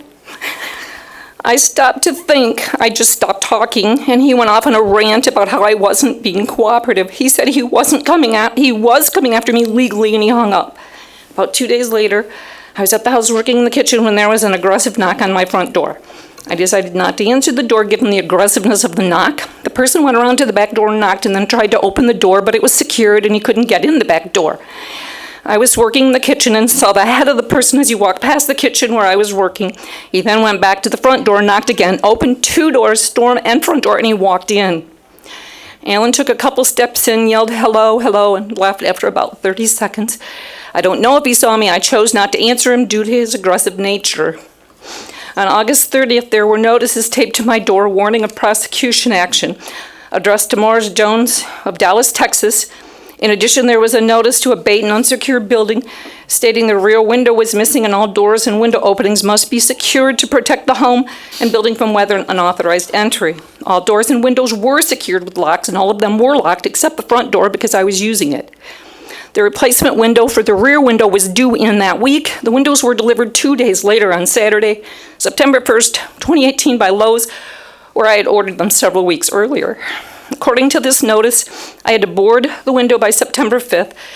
The window's in the back of the house. The yard is fenced in. The window is high enough off the ground that you literally need a ladder to climb in the window. In addition, I'm there every day, all day, no misses, 7 days a week. I went to City Hall and the city clerk's office printed a copy of the code, and I boarded the window with half-inch plywood and screws. I also contacted City Hall about Alan walking in my house and ultimately met with City Commissioner Sunita Lanier to express my concern. Corey Slager, supervisor of code enforcement, called me and ultimately assigned Mike Martin to be the new code enforcement officer for 1017 Union Avenue. Mike Martin came to 1017 with reissued violations notices, and according to Corey, the original deadlines were still in place from the previous owners. There were several deadlines on the original violations notice. However, the latest date was June 20th. All of those deadlines were over before the closing date to purchase the house. In addition, at this point, we didn't know whether we would rent or sell the house when we finished with the rehab. The previous owners paid almost $1,000 for those violations at closing, and this was also information that I provide Alan as evidence that we purchased the property. Evidently, nuisance violation tickets were issued. They were not ever sent to 1017 Union Avenue. They went to Texas instead. When I paid the property taxes on February 4th this year at City Hall, I checked to make sure nothing else was owed for the property because there was an outstanding water bill from the prior tenant. And I wanted to see if it had been paid, if there were any amounts outstanding. And this is the first time I actually saw the nuisance violation tickets. The treasurer's office printed them for me. And then I went to the code department and talked to Corey. He said he would credit and waive both of the tickets as the tickets were issued when the deed was still in the name of the previous owners. I have a text on my phone. I texted my son at 2:16 p.m. as follows: Development Department Supervisor Corey Slager just issued credits for the invoices. And then 2 days later, Corey called me and told me the deed has still not been recorded for 1017 Union Avenue. It was still in the name of the people from Texas. I said I would follow up with that, and he asked I call him back. He said that Alan said I was not cooperative with him, and that apparently translated to he changed his mind about issuing the credit.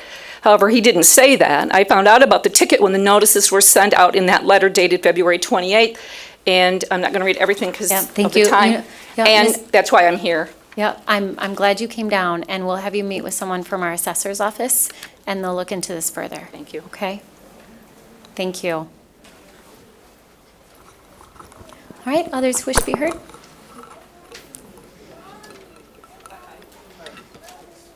Hi, welcome. Hi, my name is Mark Wilson, and I have a rental property at 819 Lafayette. Anyhow, I had gotten a notice back in August about the fence being in disrepair.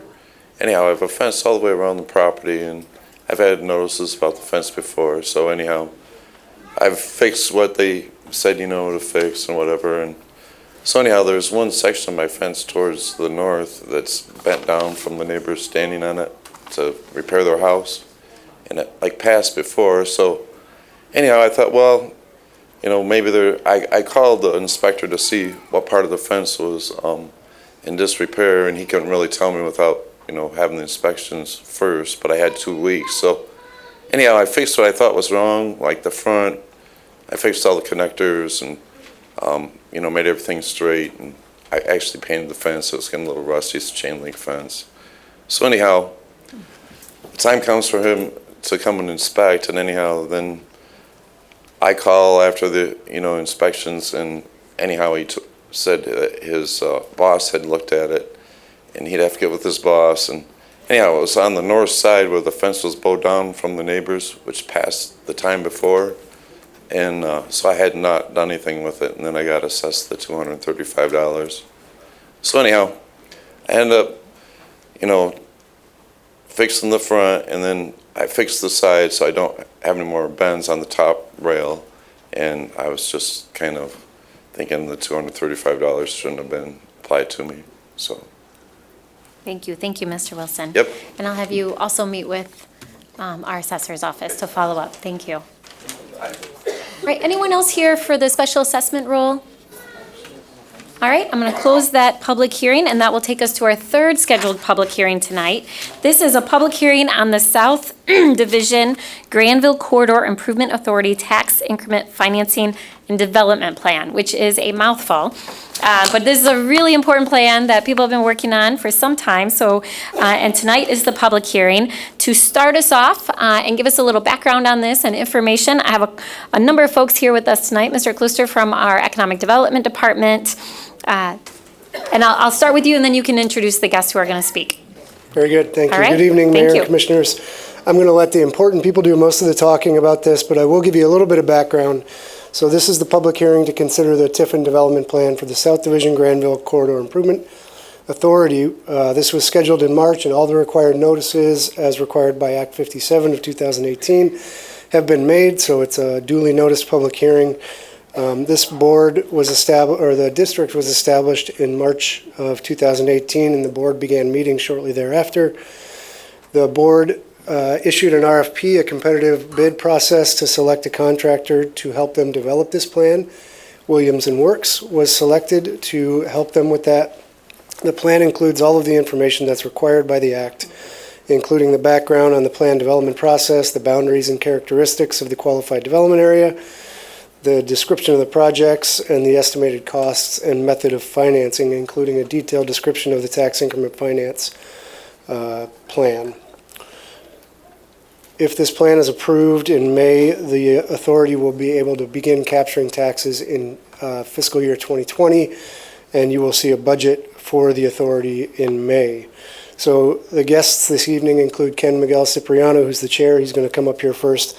Lene Wells with Align Planning, who's part of the consultant group, and then Sini Jordan is here as well, who's a board member. So, welcome. All right. Good evening, Mayor, Commissioners, City staff. Thanks, John, for that. I want to first of all state my thanks for, first of all, bringing upon this problem and these our board members to address this problem. And the trust that has been given me as chair. I want to take us through first to the business side and then through the community side. On the business end, being thrust into this position, I've got to learn a lot. I know I've been on the other side of this microphone, like citizens before us, and speaking about a lot of the problems that we've had.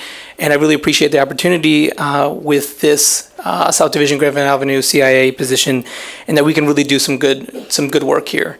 From what I understand during this time, the ability that TIF grants us, if we do our job correctly, I think we can create a thriving business corridor.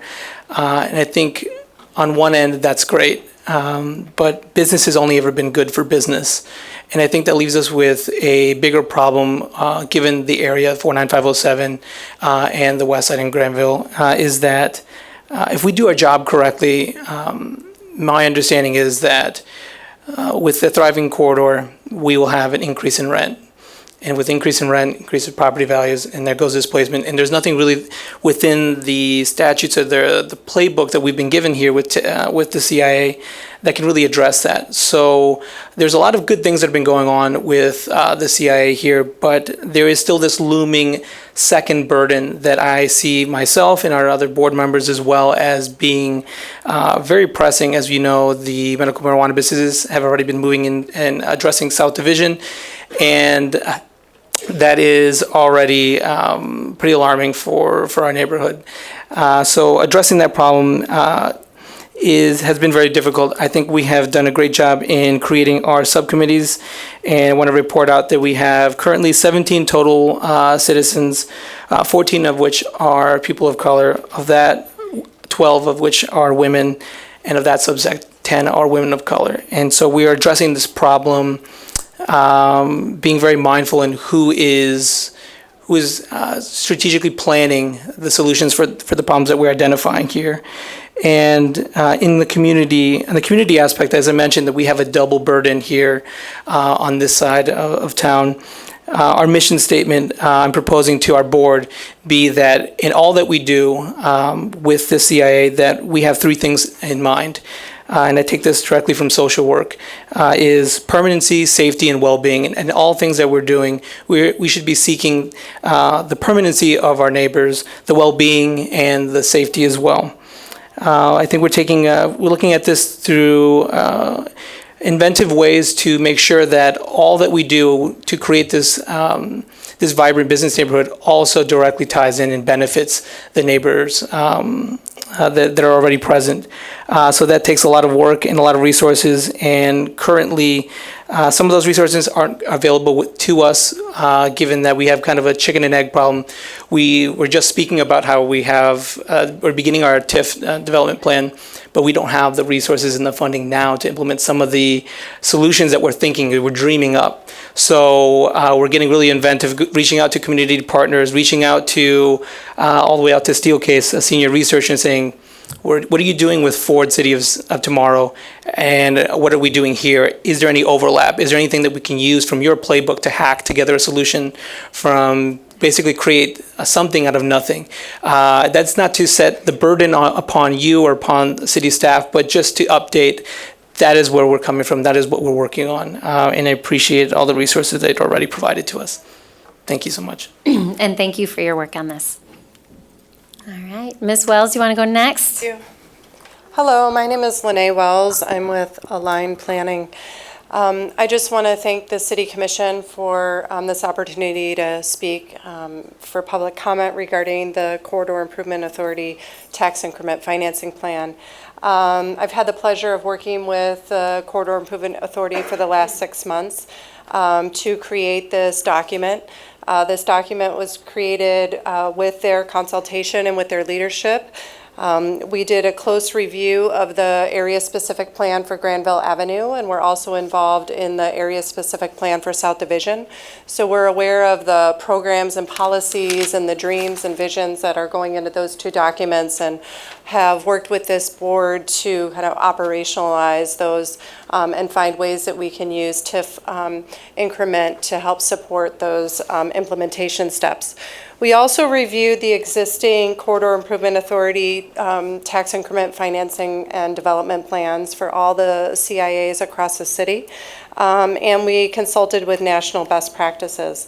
We conducted a mobile tour, and we also invited all of the authority board members as well as the ambassadors that are working on the South Division area specific plan, because they are on the ground and listening to what some of the community and business owner concerns are. All of the ideas and recommendations and projects that we heard from those mobile tours, as well as our research and conversations with the authority, are in this plan. So we're really excited to utilize this to help implement the greater vision that is outlined in those two planning documents and with residents of these neighborhoods. So we thank you for your support. Thank you.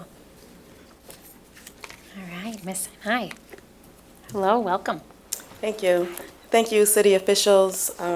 Thank you for this opportunity to come before you and share my feelings and my thoughts about this Corridor Improvement Authority.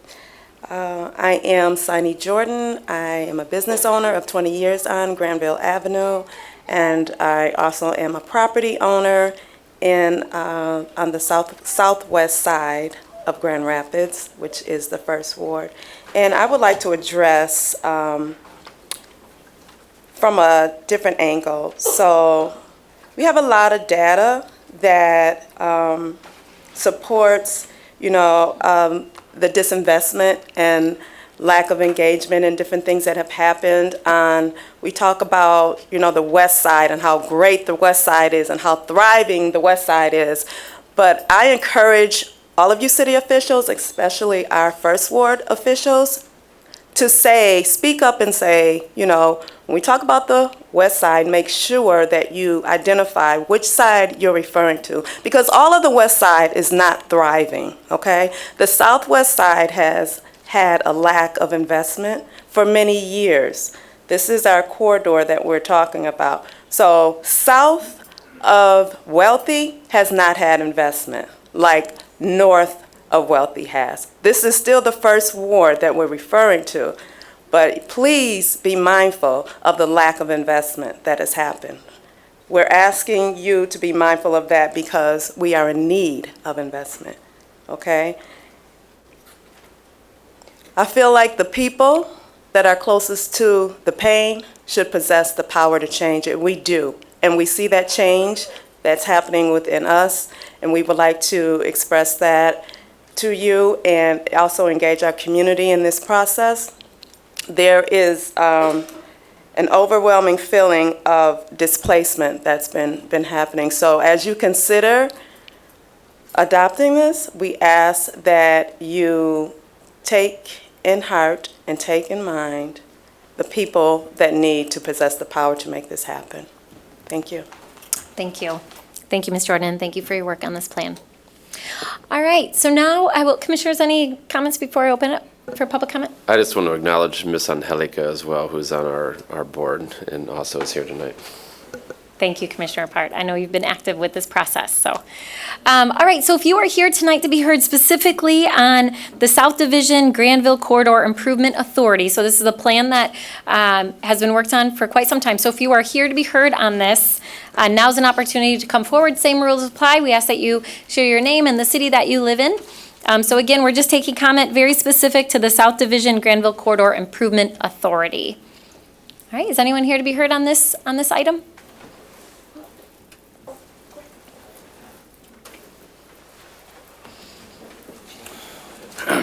Well, Watchdog Miller back. These sort of districts have, it's a district, not a corridor, at best a district.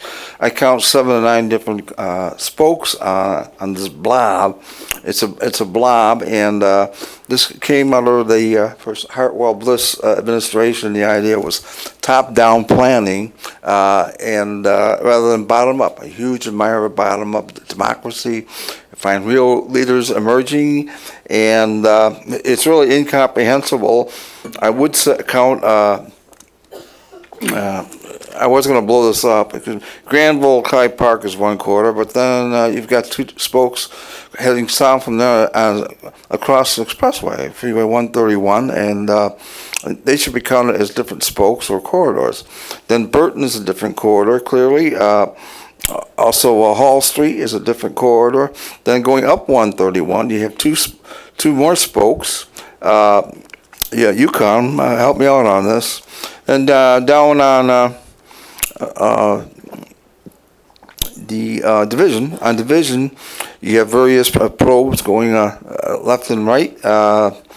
I kind of support that as one corridor down to 28th. I would also hook in 28th Street East as one corridor, but then the next one up appears to be perhaps Alger or incomprehensible.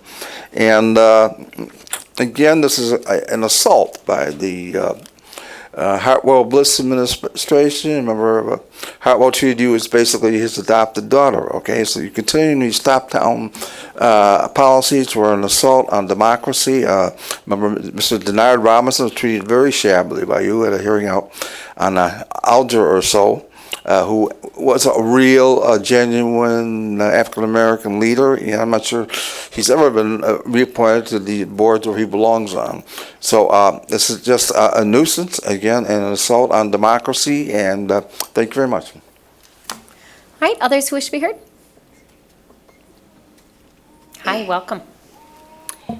I am just here to say I support the South Division Granville corridor improvement.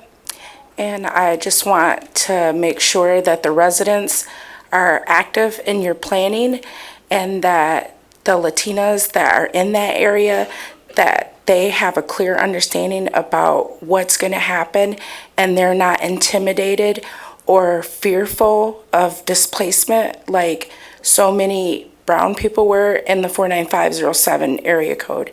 And that's all I have to say. Thank you. Great. Thank you. Thank you, LaDonna. All right, others wish to be heard? Hi, my name is Stephanie Rosales, me again. This is actually the reason I came to this meeting, to speak in support of this being adopted. I know I've been working with Ken and some of the other members of the committee, and Signe Jordan. I've been working at Granville Avenue Arts and Humanities in the Granville Avenue corridor and at Cesar Chavez and Southwest Community Campus Schools for the past 11 years. And everyone is seeing the neighborhood changing, and I think that disinvestment is real and everyone feels it. And already a lot of families and friends that I work with and know have had to move. Rent is raised already in a lot of things, and I think the work of this committee has already been doing intentional types of work that I have not seen the city doing at all. And so it's really encouraging.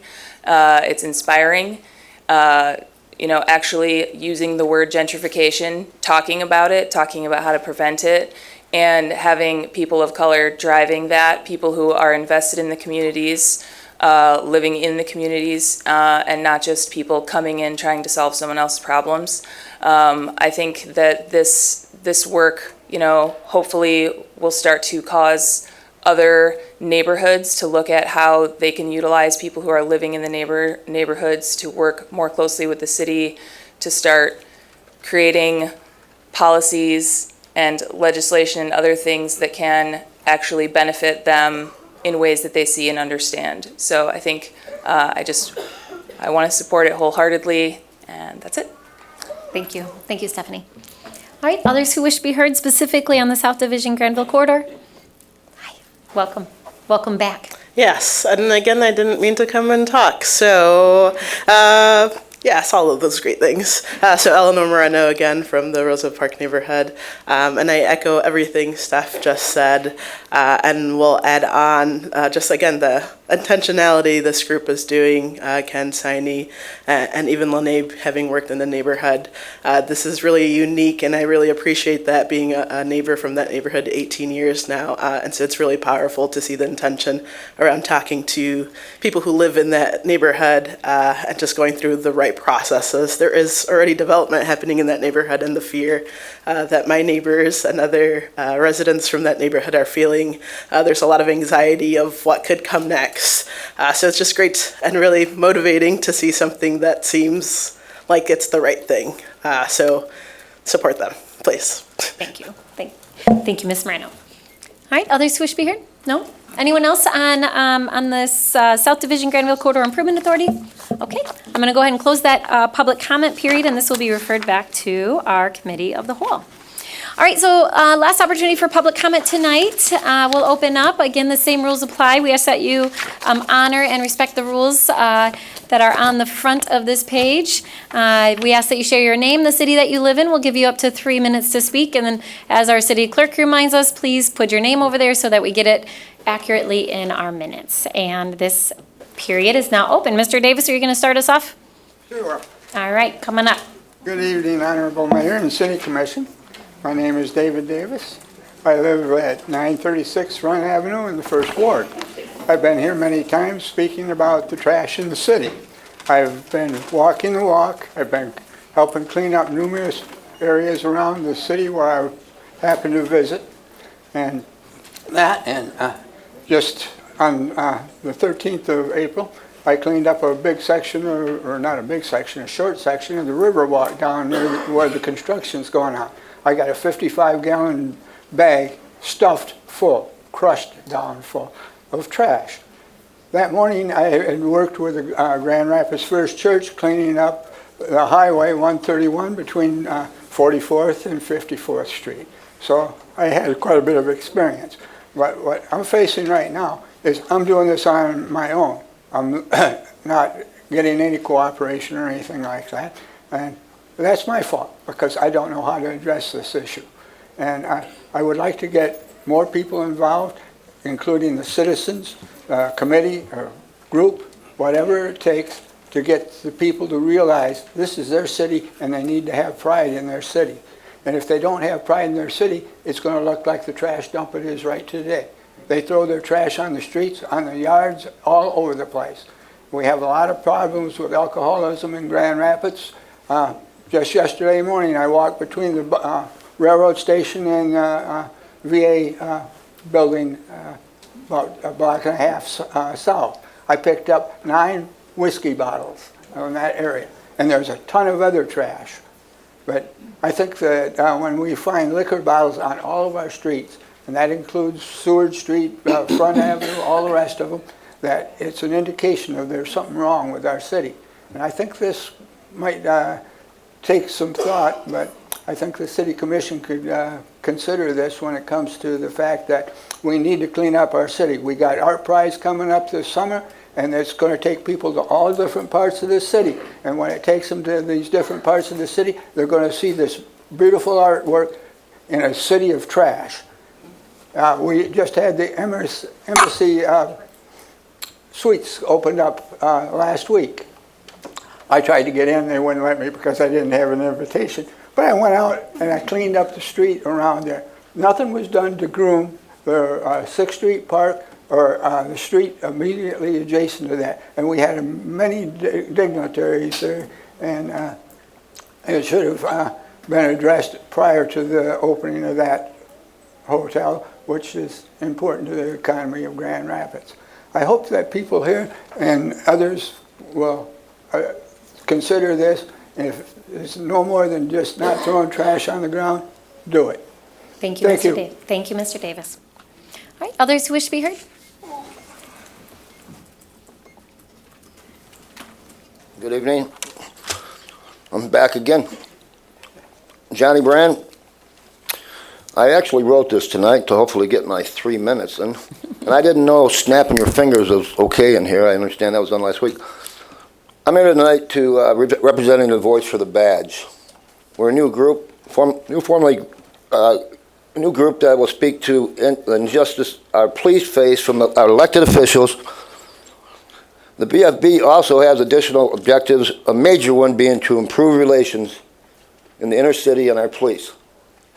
So we're not a group that just say it's only about the police. Well, there's a lot of it is, believe me, because they don't get treated well. There is injustice to our police. But a major goal of ours, I'm working with Robert S. right now and Tyrone Bynum. We're going to plan events. We're going to have community engagement with the police and with the people in the inner city, the Hispanic community, because we want to make it better. We want to make a difference. I'm sorry.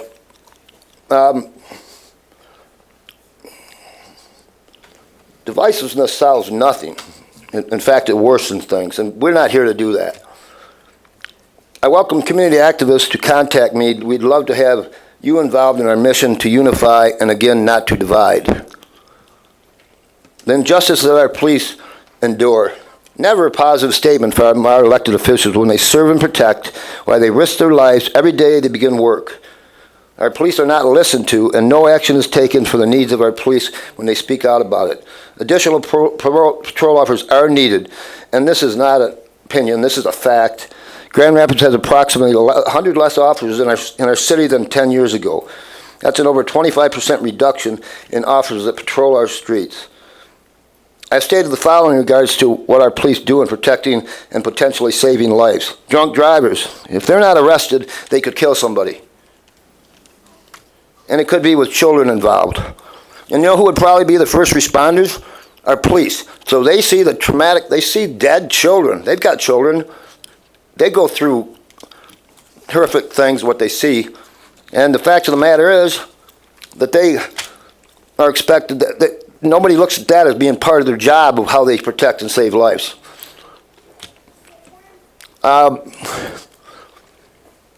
You'd be shocked by the amount of suicides by police. That, along with the fact that they're being murdered by the very people they protect throughout our city, and they have no remorse for doing it. Drug bust that takes drugs off the streets and potentially saving lives. 2 weeks ago or so, 22 pounds of cocaine were confiscated with the people transporting this dirty, nasty drug being arrested by our police. Police patrol cars serve as a deterrent to crimes that may have happened, not knowing what the crime might be. Thank you, Mr. Brand. Your time is up. Thank you. You're welcome to leave your written comments with No, us I if you don't like. want to leave them, Bob. I'm going to abide by your 3 minutes. Thank you. But I think I'll have to be back to finish it, okay? Thank you. Thank you. Thank you, Mr. Brand. Good to see you. All right, others who wish to be heard? Good evening, Barbara Sue Demore, West Side Connection Neighborhood Association.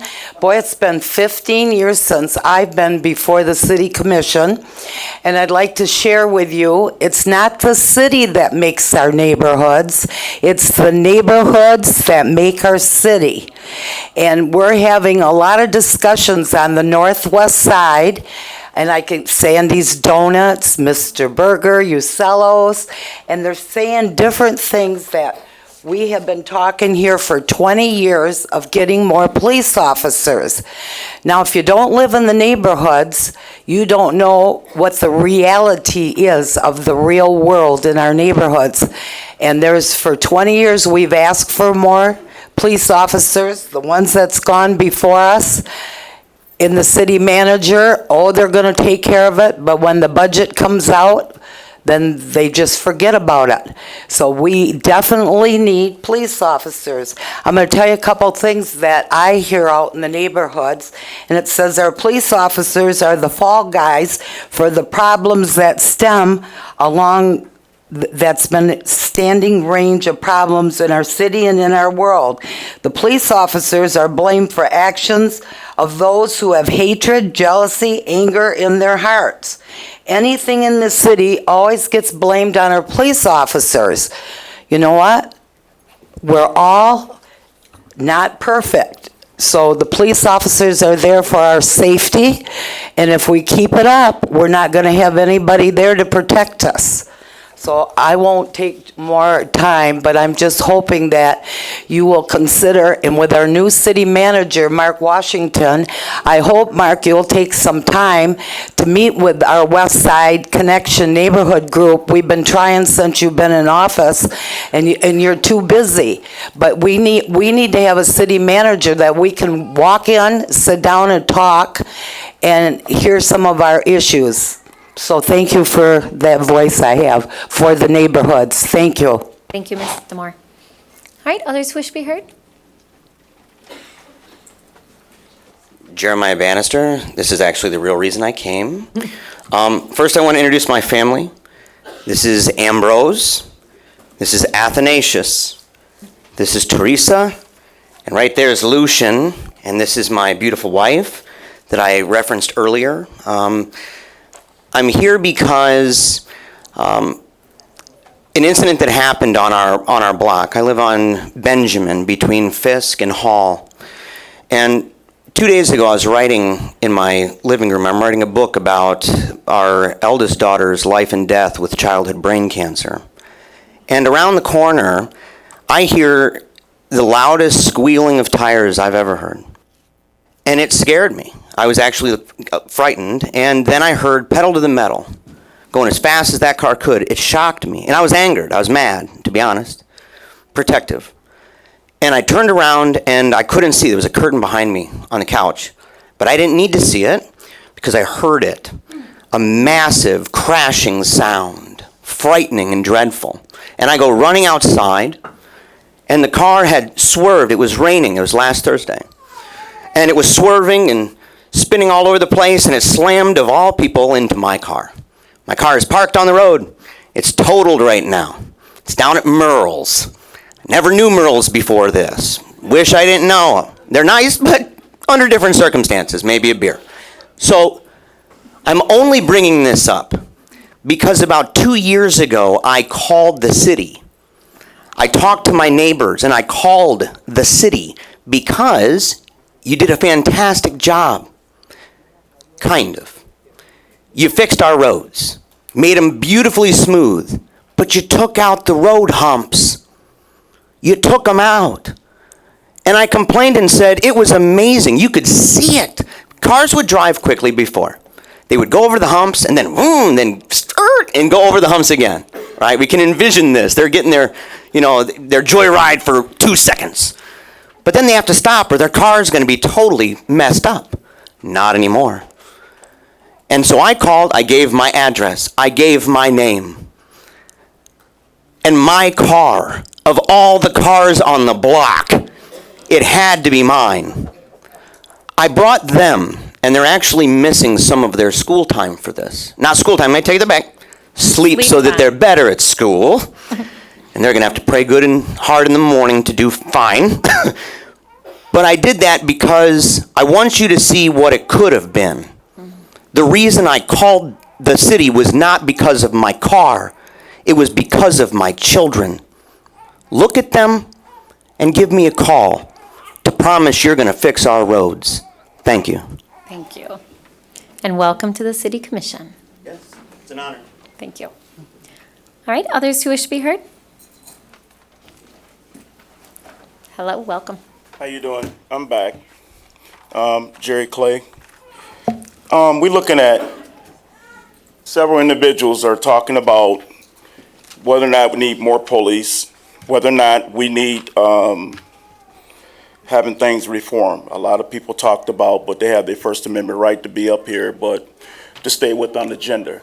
We're talking about who's going to make the decision whether or not it's a racial issue that the police be called. Who makes that decision? It goes back to the officers. One of the things that I did research on, it is with the Grand Rapids Police Department.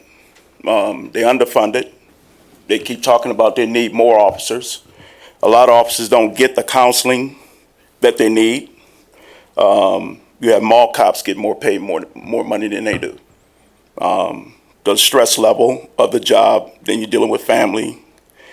You got individuals who are trying to do their job, but they don't get the backing. So it's a twofold thing. Dealing with business, research, they're doing the same thing they did to Harlem, New York. All across the United States, major cities are coming in.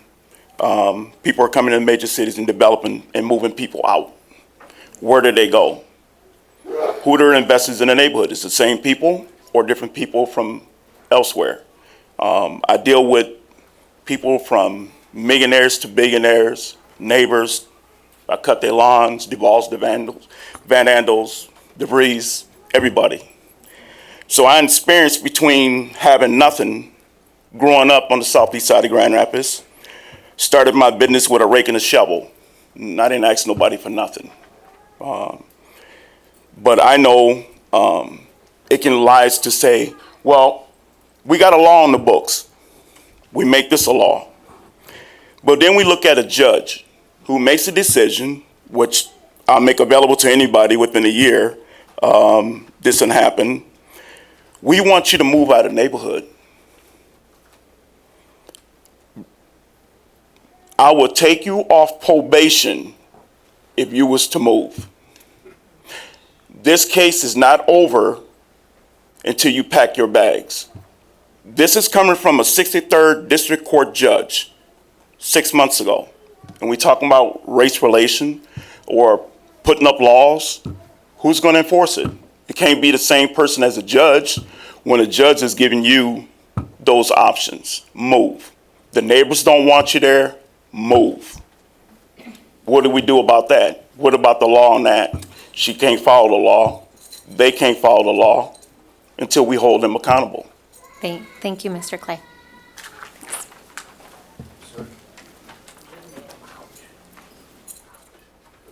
Hi, welcome. Good evening, how are you? My name is Viola Stevens, I'm from Northeast Grand Rapids, and I'm also with Voice for the Badge.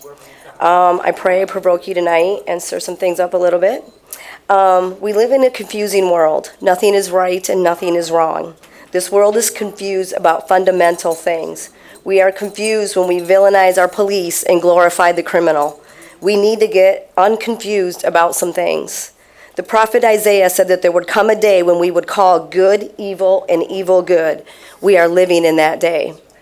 The culture has twisted truth, and political correctness is annihilating a generation. We cannot course correct or reproof for fear of bringing offense. We are more impressed with what looks good than what is right. Ladies and gentlemen, wrong has no color.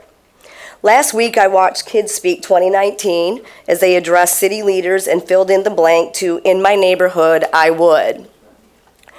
As I listened to the voices of many young people from across the city, as one after another echoed the same unsettling message, feeling unsafe in their neighborhoods because of the crime, drugs, and violence. The community is killing each other. April 22, yesterday, man shot downtown. April 21, Easter morning, West Side, shots fired.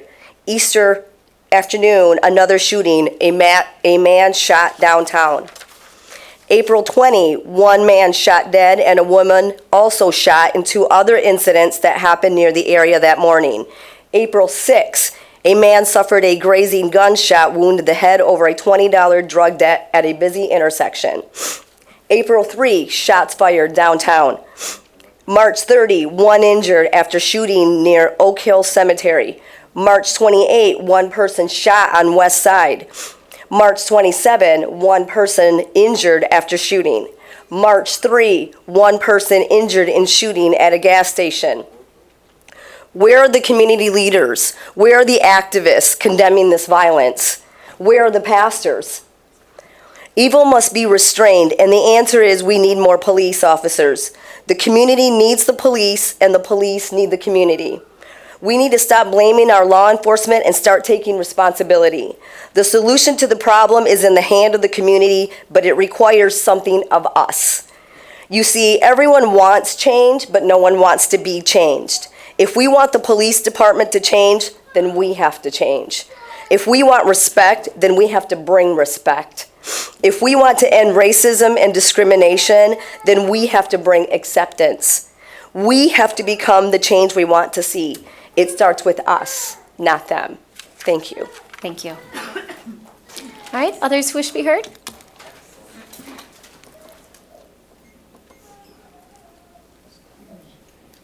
Hi, welcome. Hello. My name's Wanda Hall, and I live in the 3rd District. My family moved there in 1968, and it has undergone some changes, and some of the changes I see now are for the better. I have called 911 in my neighborhood only because I've heard gunshots at night. But for the most part, for me anyway, it's been pretty quiet. But the reason I'm here is because, you know, I'm not getting paid by anybody. I'm not with any commission. I'm just a resident in Grand Rapids. And with this human rights bill, I'm going back to this again, I fear going into the locker room, the ladies' locker room. and that there could be a man in there. And in my opinion, a man is a man. A rose by any other name is still a rose. So if I'm in there and other women are in there and there's a man in there, well, I could be treading on their human rights if I call 911, if they decide to disrobe or, I don't know who they could be, but that's what concerns me. And a lot of things that happen in other states seem to travel to other states. So there is a bill in Colorado, and it's called Bill HB 1030. And it even allows more rights for the gay community that concerned me. So this is just, to me, another step. It's not really about people of color, black people, brown people. I think it's just to expand the gay community agenda. And I take offense to that. The other thing I want to talk about is economic equality in Grand Rapids. I've been to the mayor's office, to the city manager's office. I've been to 1120 Monroe, and I'm trying to figure out, how do you get a medical marijuana license? It's impossible for people of color unless you have about $200,000, and it's very confusing to follow on the internet how to even go about doing this. So if someone is concerned about equality, I'm concerned about income equality. And I want some of that mean green cash that's going to be flowing into Grand Rapids. And I don't think I should have to go through a whole big thing to try to find it. It's very confusing, and it's not available to everyone. Now that's the human right I want, money. Thank you, Ms. Hall. All right, others who wish to be heard? Hello, my name is DeAndre Jones. I'd like to talk about an experience that I just recently did. So recently I just volunteered at Justice for Our Neighbors. I recently spoke at it about at this past city commission meeting about when I went to a concert. I actually worked with some immigrants. Some people have to keep some confidentiality, but I actually worked with people like firsthand, where I actually saw a visa, and I was actually helping people trying to find the proper legal resources to actually become a better citizen or a proper citizen here in America.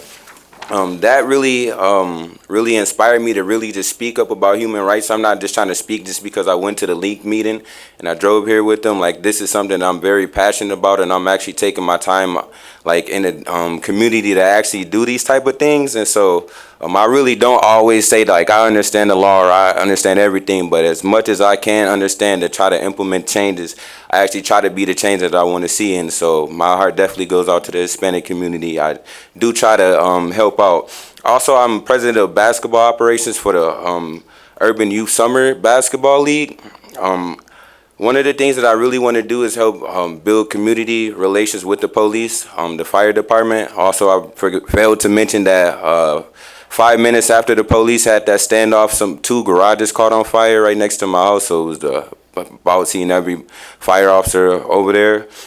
I want to help build confidence in a color community. It's a lot of actually the two kids that were stopped by at the Kroc Center, which is why I want to build a community center myself for middle schoolers, and the league will actually be for middle schoolers. I understand that most of the people that get locked up in those harsh, I wouldn't say harsh environments, but in the community are low-income kids. Are looked at as bad kids, are low-income kids, and those are probably going to be the kids that are being the tournament, which I believe that police officers should look beyond the surface of those youth and just be able to interact with those youth. I want to help build confidence in those kids. And so hopefully they be Division I basketball players like Marcus Bingman, who's playing at Michigan State University, who actually played in the basketball league. Like that'd be cool to actually. I'm trying to pour as many resources as I can into this. I'd like to partner with anybody else or anybody that it's an actual thing. It's actually real. This is something I'm passionate about. I really love to help the city out as best as I can. I've already proven that I can take 9 kids off the streets and they haven't been in trouble yet with the law, and so I'm looking to do it at a higher scale and actually try to implement the changes. And also it'll be held at Martin Luther King's Lodge, where I heard that you guys are doing like a $3,000 restoration or something like that. So I'm looking forward to doing it. Thank you. Thank you, DeAndre. All right, others who wish to be heard? Hello, Russ Olmsted, West Side again. I wanted to come back up at public comment and kind of reiterate some of the things that were said earlier, but also pertaining to the budget that you discussed earlier today. Which I love watching that whole thing, kind of how the sausage gets made or whatever. Is interesting. It's very interesting, and but some of the things that were laid out around policing today, City Manager Washington, the proposals that you and the staff brought forward towards a staff member to be a liaison between the city as well as the police, I think is an excellent step that is necessary, another necessary portion of civilian or citizen or community oversight, and having a voice at the table in forging that relationship between the community and the police. And bringing on more staff to assist community staff members rather than sworn officers to alleviate some of the stress within the department, as the study showed was necessary. The only things that I would say that I am hesitant towards from what I saw was it seems that the monies that would be paid for these vital things are going to be coming out of the community relations, the budget that was set aside for police community relations. And when that was set aside, that was I believe it was at a 5-year, $1 million a year. And as these are going to be vital new staff coming on to these roles, having that money only allocated for 5 years seems to be something that could cause a problem in future budgets down the road, rather than trying to allocate funds from a separate portion of the budget to make these more permanent positions that they deserve. One other thing that I also wanted to bring up along these lines is that the union negotiations are going on right now between the city and the police officers' unions. And the reason why I want to bring it up here in a public comment period is because I'm not sure that all of us realize how much of importance those negotiations play in the role of community and police relations. There are many things that I know are in union contracts that tie the hands of commissioners, the mayor, the city manager, in trying to create better oversight and create better clarity around how the community should be policed and wants to be policed. So as these negotiations are under closed door negotiations, there is not an elected official in the room. I want to make that known to people here that we need to have pressure that the things we need and want as a community are represented in that contract before it's negotiated. Thank you. Thank you. All right, others wish to be heard? Hello, my name is Joshua Shade, and I want to talk about the 4 separate distinct components of immigration, because I think 3 of these issues require a lot of nuance, and one of them does not. The first issue is, what do we do with people who are not in this country but would like to come here? How do we create a space for them? How do we have infrastructure for them? That is a discussion that is worthy to have. It requires nuance. The second issue is, what do we do with people who are already here, illegal immigrants who are already here, and are not otherwise committing crimes, overstayed visas, what have you? This is also an issue that is worthy of nuance and discussion. We need to figure out this together. The third issue, and perhaps the most complex, is what do we do with illegal immigrants who come here and have children who are legal United States citizens? Because those children need a home with their parents around. That is an extremely complex issue. But the fourth issue is easy, and it doesn't require nuance or discussion. The fourth issue is, what do we do with illegal aliens who come to this country and commit violent crimes, or drunk driving, or drug dealing? The answer to that is simple. sentence them, and after they serve their time, deport them. It's easy. It's not complex. Do not release violent criminals from the Kent County Jail onto the street. And it is the current policy set by the sheriff to not work with ICE and just release these people back into the city after they have served their time. Maybe one of the reasons that the Grand Rapids Police Department and other police in the area are struggling is because we aren't working with the federal government out of stupid, petty political reasons.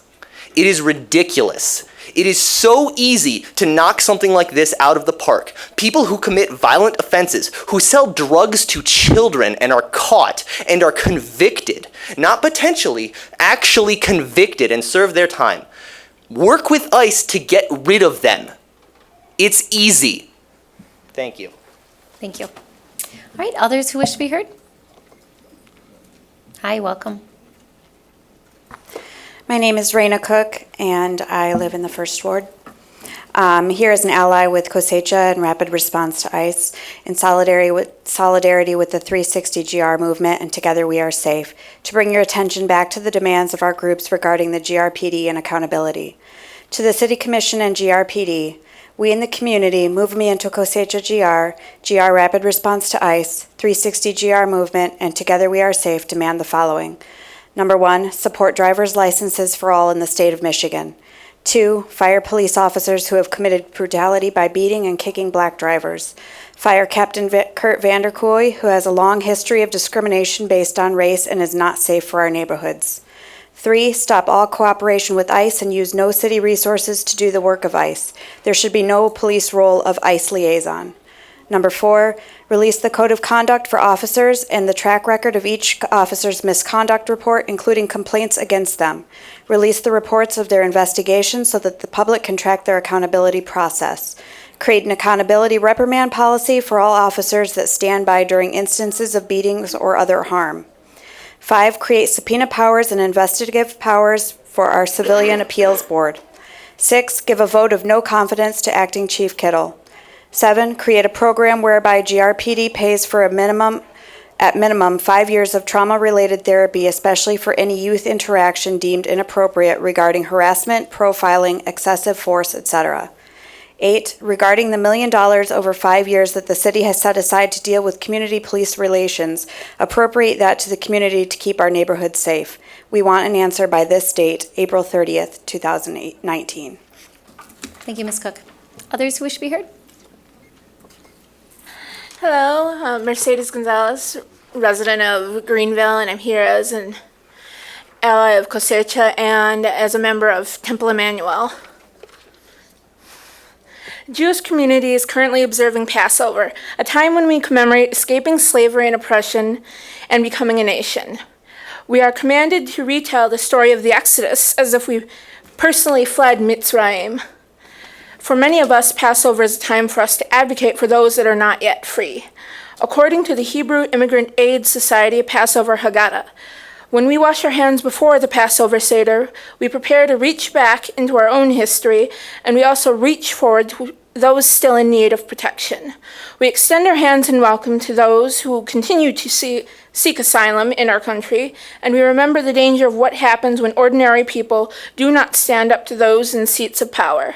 Additionally, the Torah states in Parashat Kitavo that God will curse those that mistreat the stranger. The city must commit to more than just lip service about being a welcoming city to immigrants and take concrete action to ensure dignity, respect, and permanent protections for all undocumented city residents. The city must also acknowledge the harm that law enforcement is inflicting on Black and Brown communities and take concrete actions to ensure residents will no longer be harassed and beaten by officers. We are taught that all people are B'Tselem Elohim, made in the image of God, but a police officer that tries to get a U.S. citizen deported by ICE or arrests children walking in public or beats up a driver destroys the divine image inside them. Thank you. Thank you.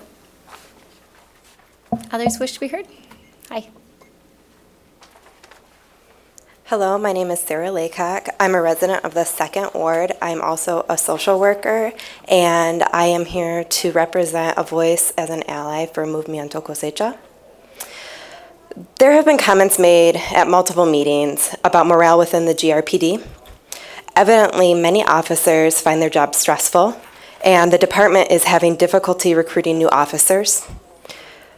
There have been calls to increase the numbers of police in Grand Rapids.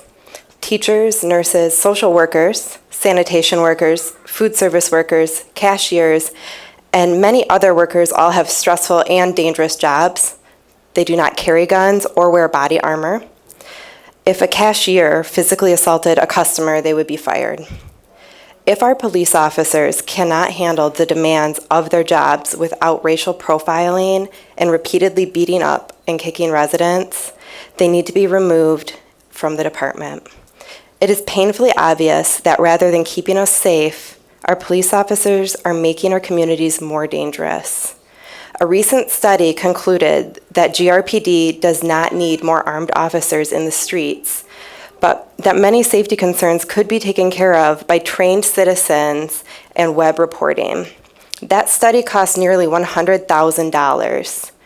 Imagine how much safer that Grand Rapids would be if we took that money and resources and spent it instead of on studies, but on investments in our communities.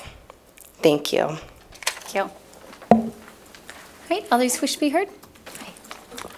Buenas tardes. Mi nombre es Lorena Aguayo Marquez, and I live in the 49507. Good evening. My name is Lorena Aguayo.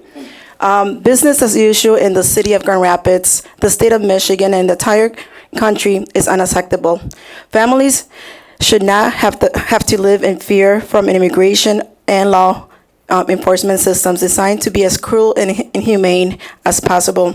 No one should have to risk arrest and deportation every time they get behind the wheel of a car because the state refuses to let undocumented immigrants get a driver's license. We have been disappointed in the past by the comments made by the mayor and the commissioners. Sometimes it seems you're more focused on your agendas and actions items than on the people in the community. You don't seem like it will be. You don't seem like it when you disrupt your meetings. Trust us, we will stop disrupting your meetings when ICE and Grand Rapids Police Department stop distracting Black and brown communities. On May 1st, we're not going to work, we're not going to school, or we're gonna buy anything. We will be meeting at Garfield Park for El Grito por las Licencias, the roar for the driver's license. We are gathering to demand that the state of Michigan reinstates driver's license for undocumented immigrants. Cosecha does not dance with politicians, but we invite all of you, the mayor and the commissioners, to march with us as individuals, the same way you marched during the Cesar E. Chavez social justice activities in March. If you truly care about being a welcoming city that promotes human rights, you need to show up with your actions, and you need to show up for the affected communities. Thank you. Thank you. Others wish to be heard? Good evening again. My name is Elena Gormley, and I live in the 2nd Ward. In 2006, the FBI issued a bulletin raising concerns that white supremacist groups were infiltrating police departments. The report detailed how extremist groups and racist skinheads in law enforcement could sabotage investigations of white nationalist groups and use access to law enforcement resources to target vulnerable groups. Imagine being so unbelievably racist that the FBI, a very racist agency, has to call you on your mishigas. In February of this year, a lieutenant in the Portland Police Department was discovered to have sent friendly text messages to a leader of a white nationalist group that repeatedly terrorized Portland. Late last year, a police officer in Georgia was placed on administrative leave, aka paid vacation, after he repeatedly liked and shared Facebook posts from multiple KKK members. Several weeks ago, Trump held a rally in Grand Rapids. The police department made a very big show of having lots of cops surrounding Van Andel Arena. However, they were nowhere to be found when white nationalist thugs surrounded protesters and harassing and physically assaulting them. Police did nothing to keep protesters safe. Crowd safety volunteers were the ones to de-escalate conflicts and escort people to safety.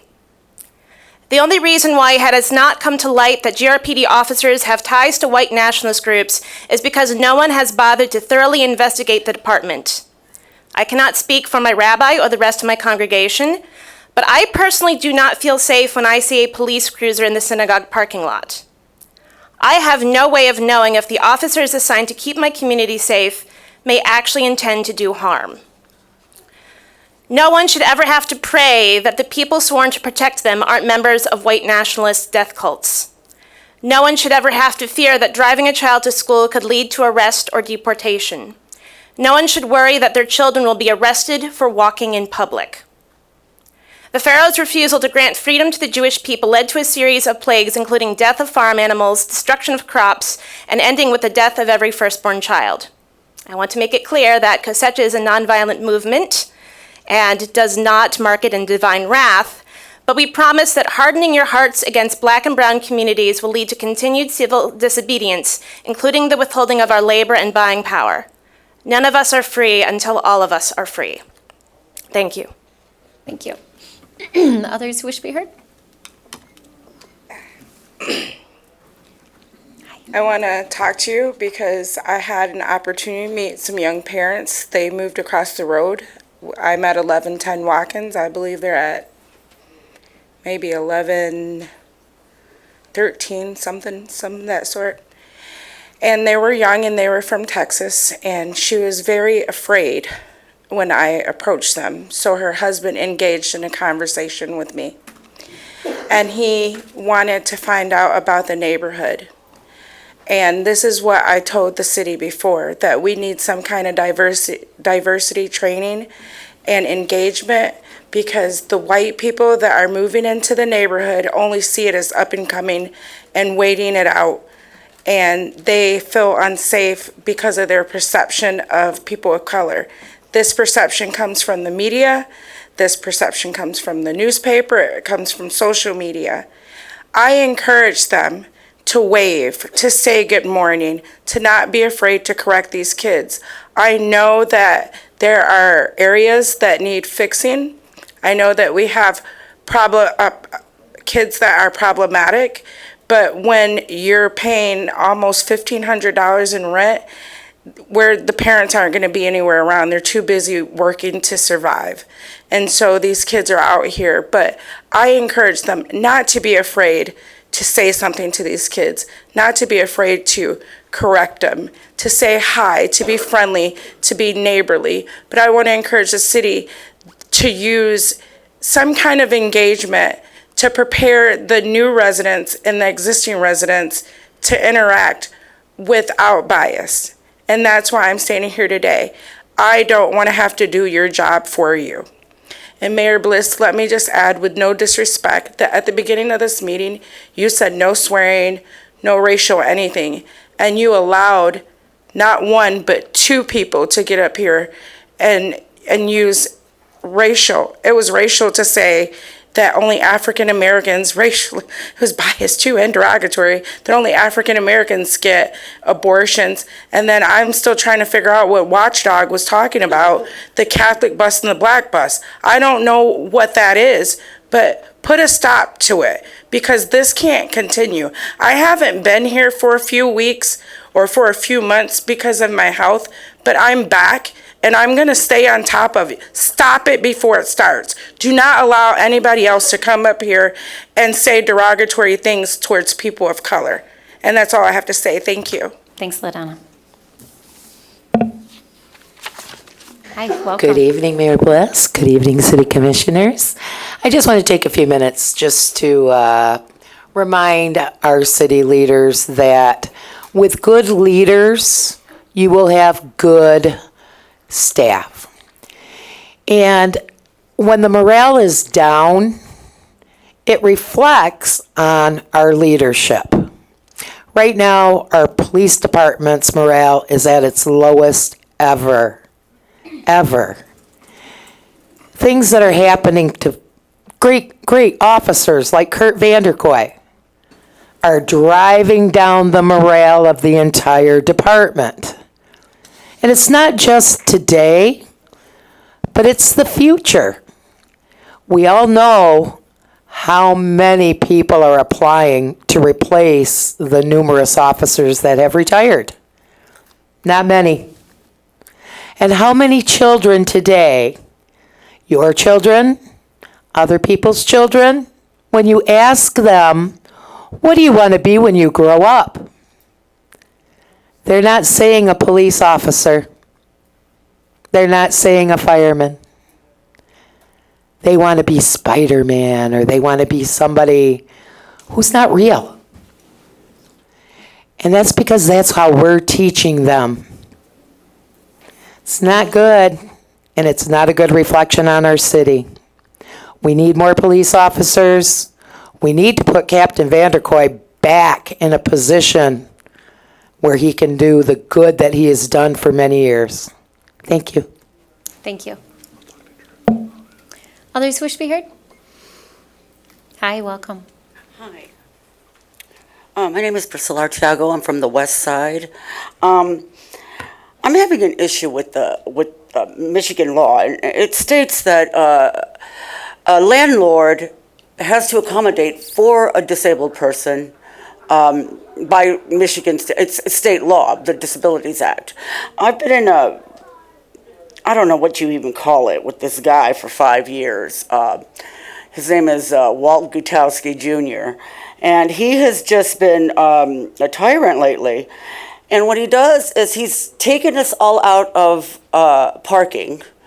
So I had to call Mishka to find out what's going on. We found out that the building isn't even up to code. We don't have any wheelchair ramps. We have wheelchair people on the second floor. If there is a fire, that elevator locks.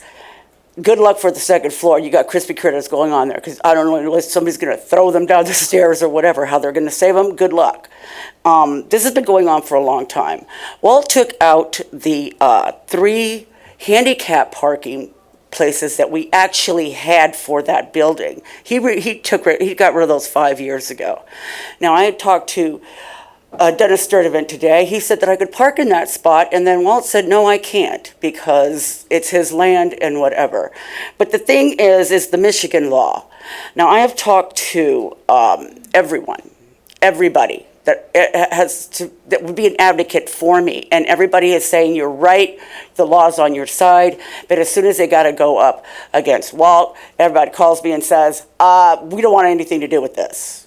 I said, this is straight up law. If I'm handicapped, I have a handicap placard. Michigan recognizes that. No one will comply. And I'm not understanding why. It just doesn't make any sense when it's just straight law. I don't care what they're fighting about. That's not my business. My business is I just want to get from my door to my vehicle and take care of my business without having any kind of harassment. Now, this guy's been name-calling me, bullying me for 5 years, and I put up with it. I'm 300 pounds, man. How thicker can my skin get? I'm okay with it. You know what? I can handle it. But you know what? The building I'm in is a felony-friendly also building. Everybody's terrified of the police there. They've seen me get harassed. I won't call the cops. We're scared of the police. We just are, naturally. I can't explain it. It's a phobia. It's something, I'm going to therapy. Don't trip. I'm trying to work on it. But this has to end. I don't understand why why the law isn't being followed through. What gives him precedence over the law? The law is the law. And that's all I got to say. Thank you. Thank you. Thanks. All right, others wish to be heard? Yes, I wanted to come back up just to share some information. The first time I came and spoke before the commission, it had to do with the budget approval for the police department to purchase assault rifles. And that was very concerning because, as many of us are aware, there's lots of incidents where there have been unarmed black men that's been shot and killed by the police, weapons drawn on unarmed young black children, and that's a big problem. Since that time, I've tried to get actively involved. There was a community gathering to have a conversation, a dialogue with the police officers. During that conversation, I learned some things about how this can go, where we're talking past each other, not hearing, and not getting good response to the communications that we want things to be done differently. I raised my hand to continue the conversation, became part of a group called Community Police Relations Council, just some of us who wanted to keep that conversation going. Since that time, we have stayed active to get out there, be part of the discussion, do what we can to make things work. In addition, I've been going to the All-PAC meetings, which are the advocators and leaders for police and community trust. There's been some recent incidents that have occurred where the Grand Rapids police have, stopped people, pulled them out the car, punching them, kicking them. We've seen this on the news, right? Recently, the Michigan Department of Civil Rights held hearings here in Grand Rapids to discuss some of this brutal behavior by the police department.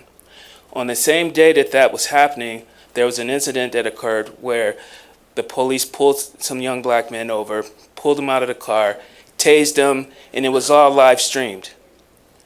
And, I just, feel that it's very frustrating to see while there's work that's going on to build relationships and to build trust with the police, the Michigan Department of Civil Rights is here trying to listen to the community.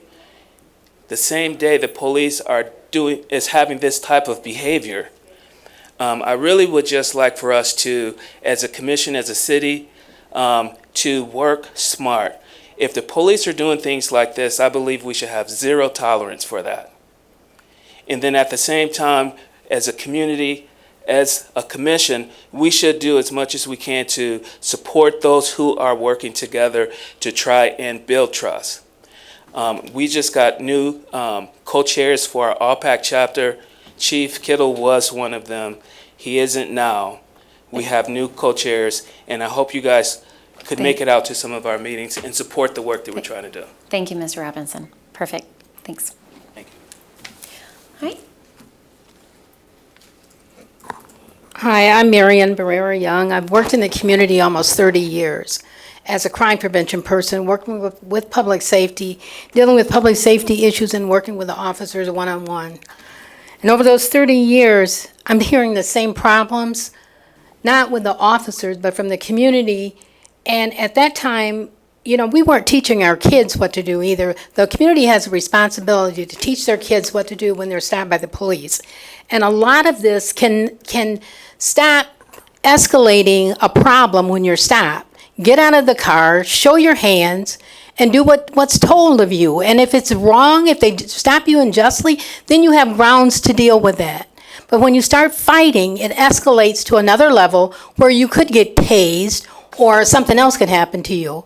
Now, I'm not upholding kicking and punching people. My whole thing is this. We've talked the talk so many times, and over the years that I've been here, there have been marches, people have talked, ministers have come out and marched down the street, and we still have the same problems. Action, leadership is a position, okay? It's also a quality of life. So if you're going to work with dealing with this issue, you have to put everybody together. You can't separate the police from the people. It has to be a cohesiveness where everybody's trying to deal with this issue together. And calling out different people, all the police are not bad police officers. You've got good people in the neighborhood associations, you got bad people in neighborhood associations, you got good people that work for the city, you got people that just have a job. And it's everywhere. And what I'm trying to say is this, I don't want to run out of time, but what I'm trying to say is this, it's going to take the whole team, the whole village that's broken to work with everybody else to make this happen. And the time for talking is over with. We need to do some action steps. Sunita, Commissioner Lanier had the SAFE committee, and they rolled out a lot of things that the police did implement.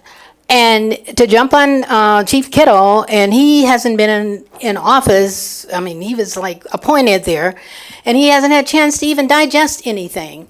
And to say that he's a bad person and that type of thing, you don't even know him, most of you. And I commend all of the officers for all the hard work that they do because right now, I mean, neighborhood association receive a lot of stuff. Somebody's kid just got taken from CPS. And after this, that's where I'm going to talk to the grandparent who had the kids. We get texts all night long. They get calls every day, and they do need more police officers. You can tell that when everybody's downtown, there's nobody in the city at all. When events are happening downtown, you could rob a bank, and you'd probably get away with it because you don't have enough officers. So I'm just saying that to say this. Everybody needs to get involved in this process, and change takes everybody to make change. Thank you. Thank you. All right, any final comments? Mr. Miller, come to the podium where I'm closing it down. Nancy Pelosi, tear down your walls. She's been in Congress maybe 30 years. She's funded at $3 billion a year, $90 billion for Israel. Israel has 2 walls, 1 wall across Palestine, and now they're building another wall up north against Lebanon, and Lebanese say it's on their territory. Well, that makes sense. The model for Washington, I think Washington's model is walls for Israel and slingshots for America. I would say that Trump did at least have his rally along where the bus routes are. Our pathetic local Democrat Party held its rally on the same day in Rosa Parks, though, where our black bus routes 1, 2, 3, 5, 4, and 14 do not go. They're buried beneath faggot-infested boundaries. Now, it might help if I could bring in my 3 maps showing up. The first map I built, I was living in my car and paid for. Rapids racist runaround clearly shows. Mr. Miller, can you stop referring to race? You've already heard from people that it is offensive. For dozens of people say race. Mr. Miller, I was maligned twice, ma'am. clearly I need to do a much better job at trying to get people to be respectful in this space. Well, you should be respectful. Us get our buses here, our Catholic Miller, buses. I do not want to argue with you. We've heard 12, this 14, 15, a number of 16. times. I'm telling you. Well, why did you allow Mr. people to Miller, one individual malign me as a racist? In fact, 2 of them Miller, did. okay. Please finish up. We're done. Well, okay. Okay. You know, you squeeze your way in Miller, that you and I chair, can ma'am, have a and it's conversation. getting We worse can have a and worse. conversation afterwards. Mr. Howe, last comment tonight. So I want to end on a good note. Thank you. The Kent County Board of Commissioners this morning voted on the approval of 2 more positions for lead testing. The actual full county commission votes on Thursday. As residents inside the county, I urge you to reach out to your county commissioners and let them know that you support this and that we need this to happen. Even with this, we're still looking at about 4 years before all homes could be tested that we know are problems. And that's not great news, but better than 10 years or more, which is the current level. So if you have a chance, write your county commissioner and let them know you support these additional higher funding for these positions. Thank you. Thank you, Mr. Howe, and I already did, so thank you. All right, with that, I will turn to my colleagues, and I will start over here with Commissioner Repart. Yes, thank you, everybody, for coming out tonight. I just want to take a moment to comment on a couple of things. First, thank you to the Community Relations Committee for getting this close to the finish line, especially for Lionel. He's not here anymore, but he kicked that off, and I appreciate all his effort.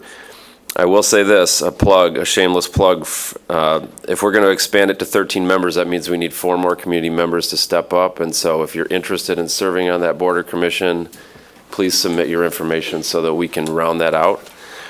I also want to just say to the Cosecha folks tonight that I personally support the Driver's License for All campaign, and we have some information to share about that later. I also want to make sure to thank City Manager Washington for providing an update for us on all of the things that you've asked of us. The staff has looked into all of them, and we got a great update this week about that. But lastly, I want to thank my Quarter Improvement District friends who are here. Again, I want to appreciate the leadership of Ken Miguel Cipriano and affirm his sentiments that we need to be advocating for permanency, safety, and well-being.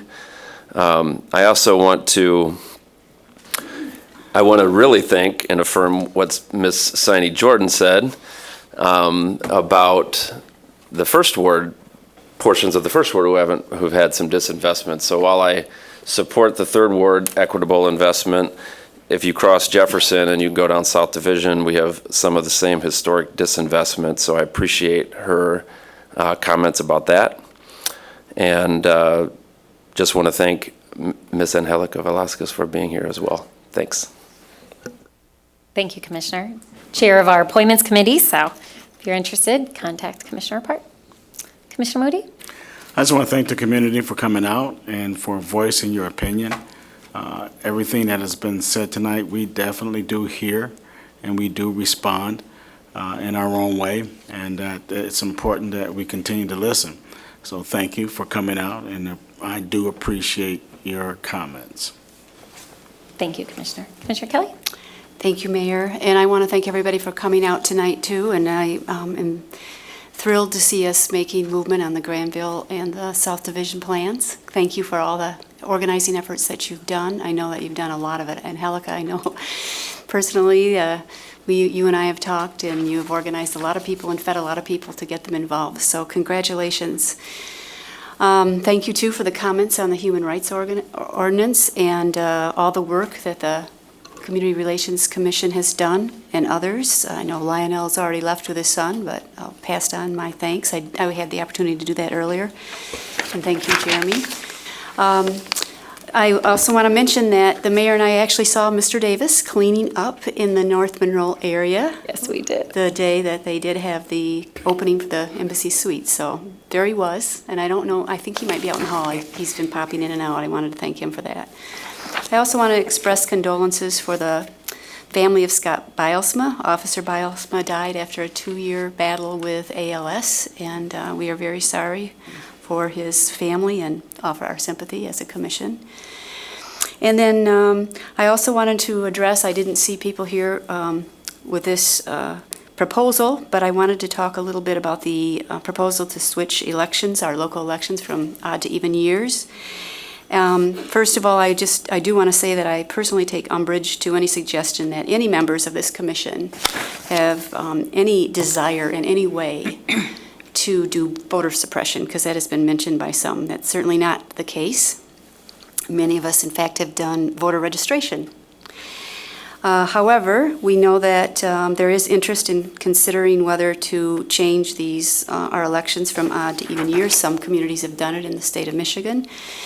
But I'd urge people to be patient because we have many competing priorities, if you haven't noticed, around housing and policing and immigration and many more, and we're in the middle of budget talks. So I know that our legal department and our city clerk are looking to, at some point, inform the commission and the public as well so that we understand the pros and cons of such a proposal. Thank you. Thank you, Commissioner. Mm-hmm. All right, Commissioner Lanier. I'd just like to thank everyone who provided comment this evening. Thanks for coming out. Thank you. Commissioner O'Connor?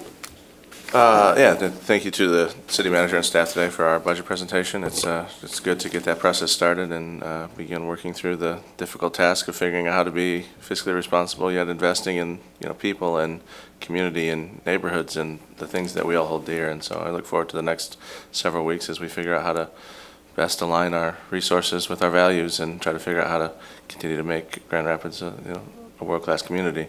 I do thank everyone for coming out tonight. It's another 3 hours of sitting here, and we got to hear from a lot of people tonight, and that's great. I think, as evidenced by the last 2 meetings with my colleague Commissioner Jones and I leaving, please come express your First Amendment right. Say what's on your mind. Please don't come up here and be a racist. Don't be a xenophobe. Don't be a misogynist. Stop it with that. I'm not listening to it anymore. And every time you come up to say that stuff, I will leave. Okay? I'm done with it.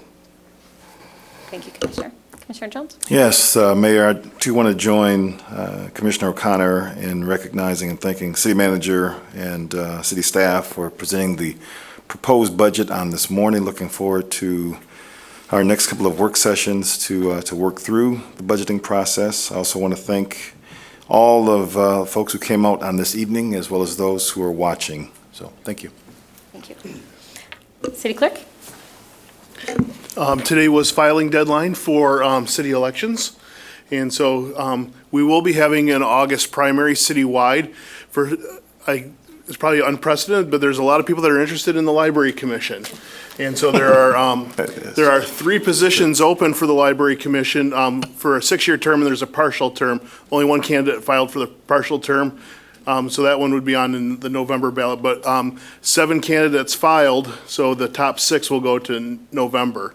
For the race for mayor, 2 candidates filed, so that'll be on the November ballot. For the first ward, there were 2 candidates filed. That will be on the November ballot. For the second ward, 3 candidates filed, so there will be an August primary.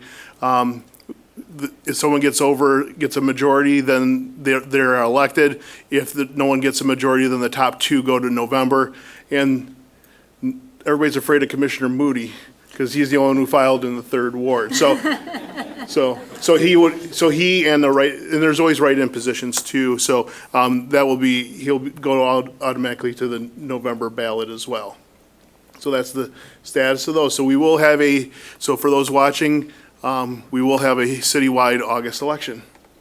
Thank you. Thank you. Thank you for that update. Appreciate it. That's right. City Attorney? City Manager? Thank you, Mayor and Commissioners. I want to echo my appreciation for everyone coming out tonight, as well as the staff and the work throughout the course of the day, but particularly on the budget process.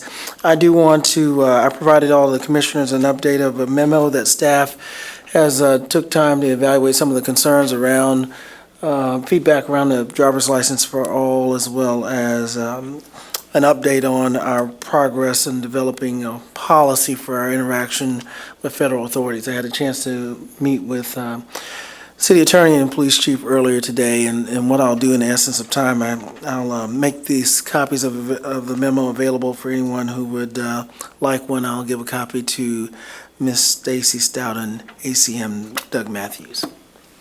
All right. Thank you so much. We're adjourned.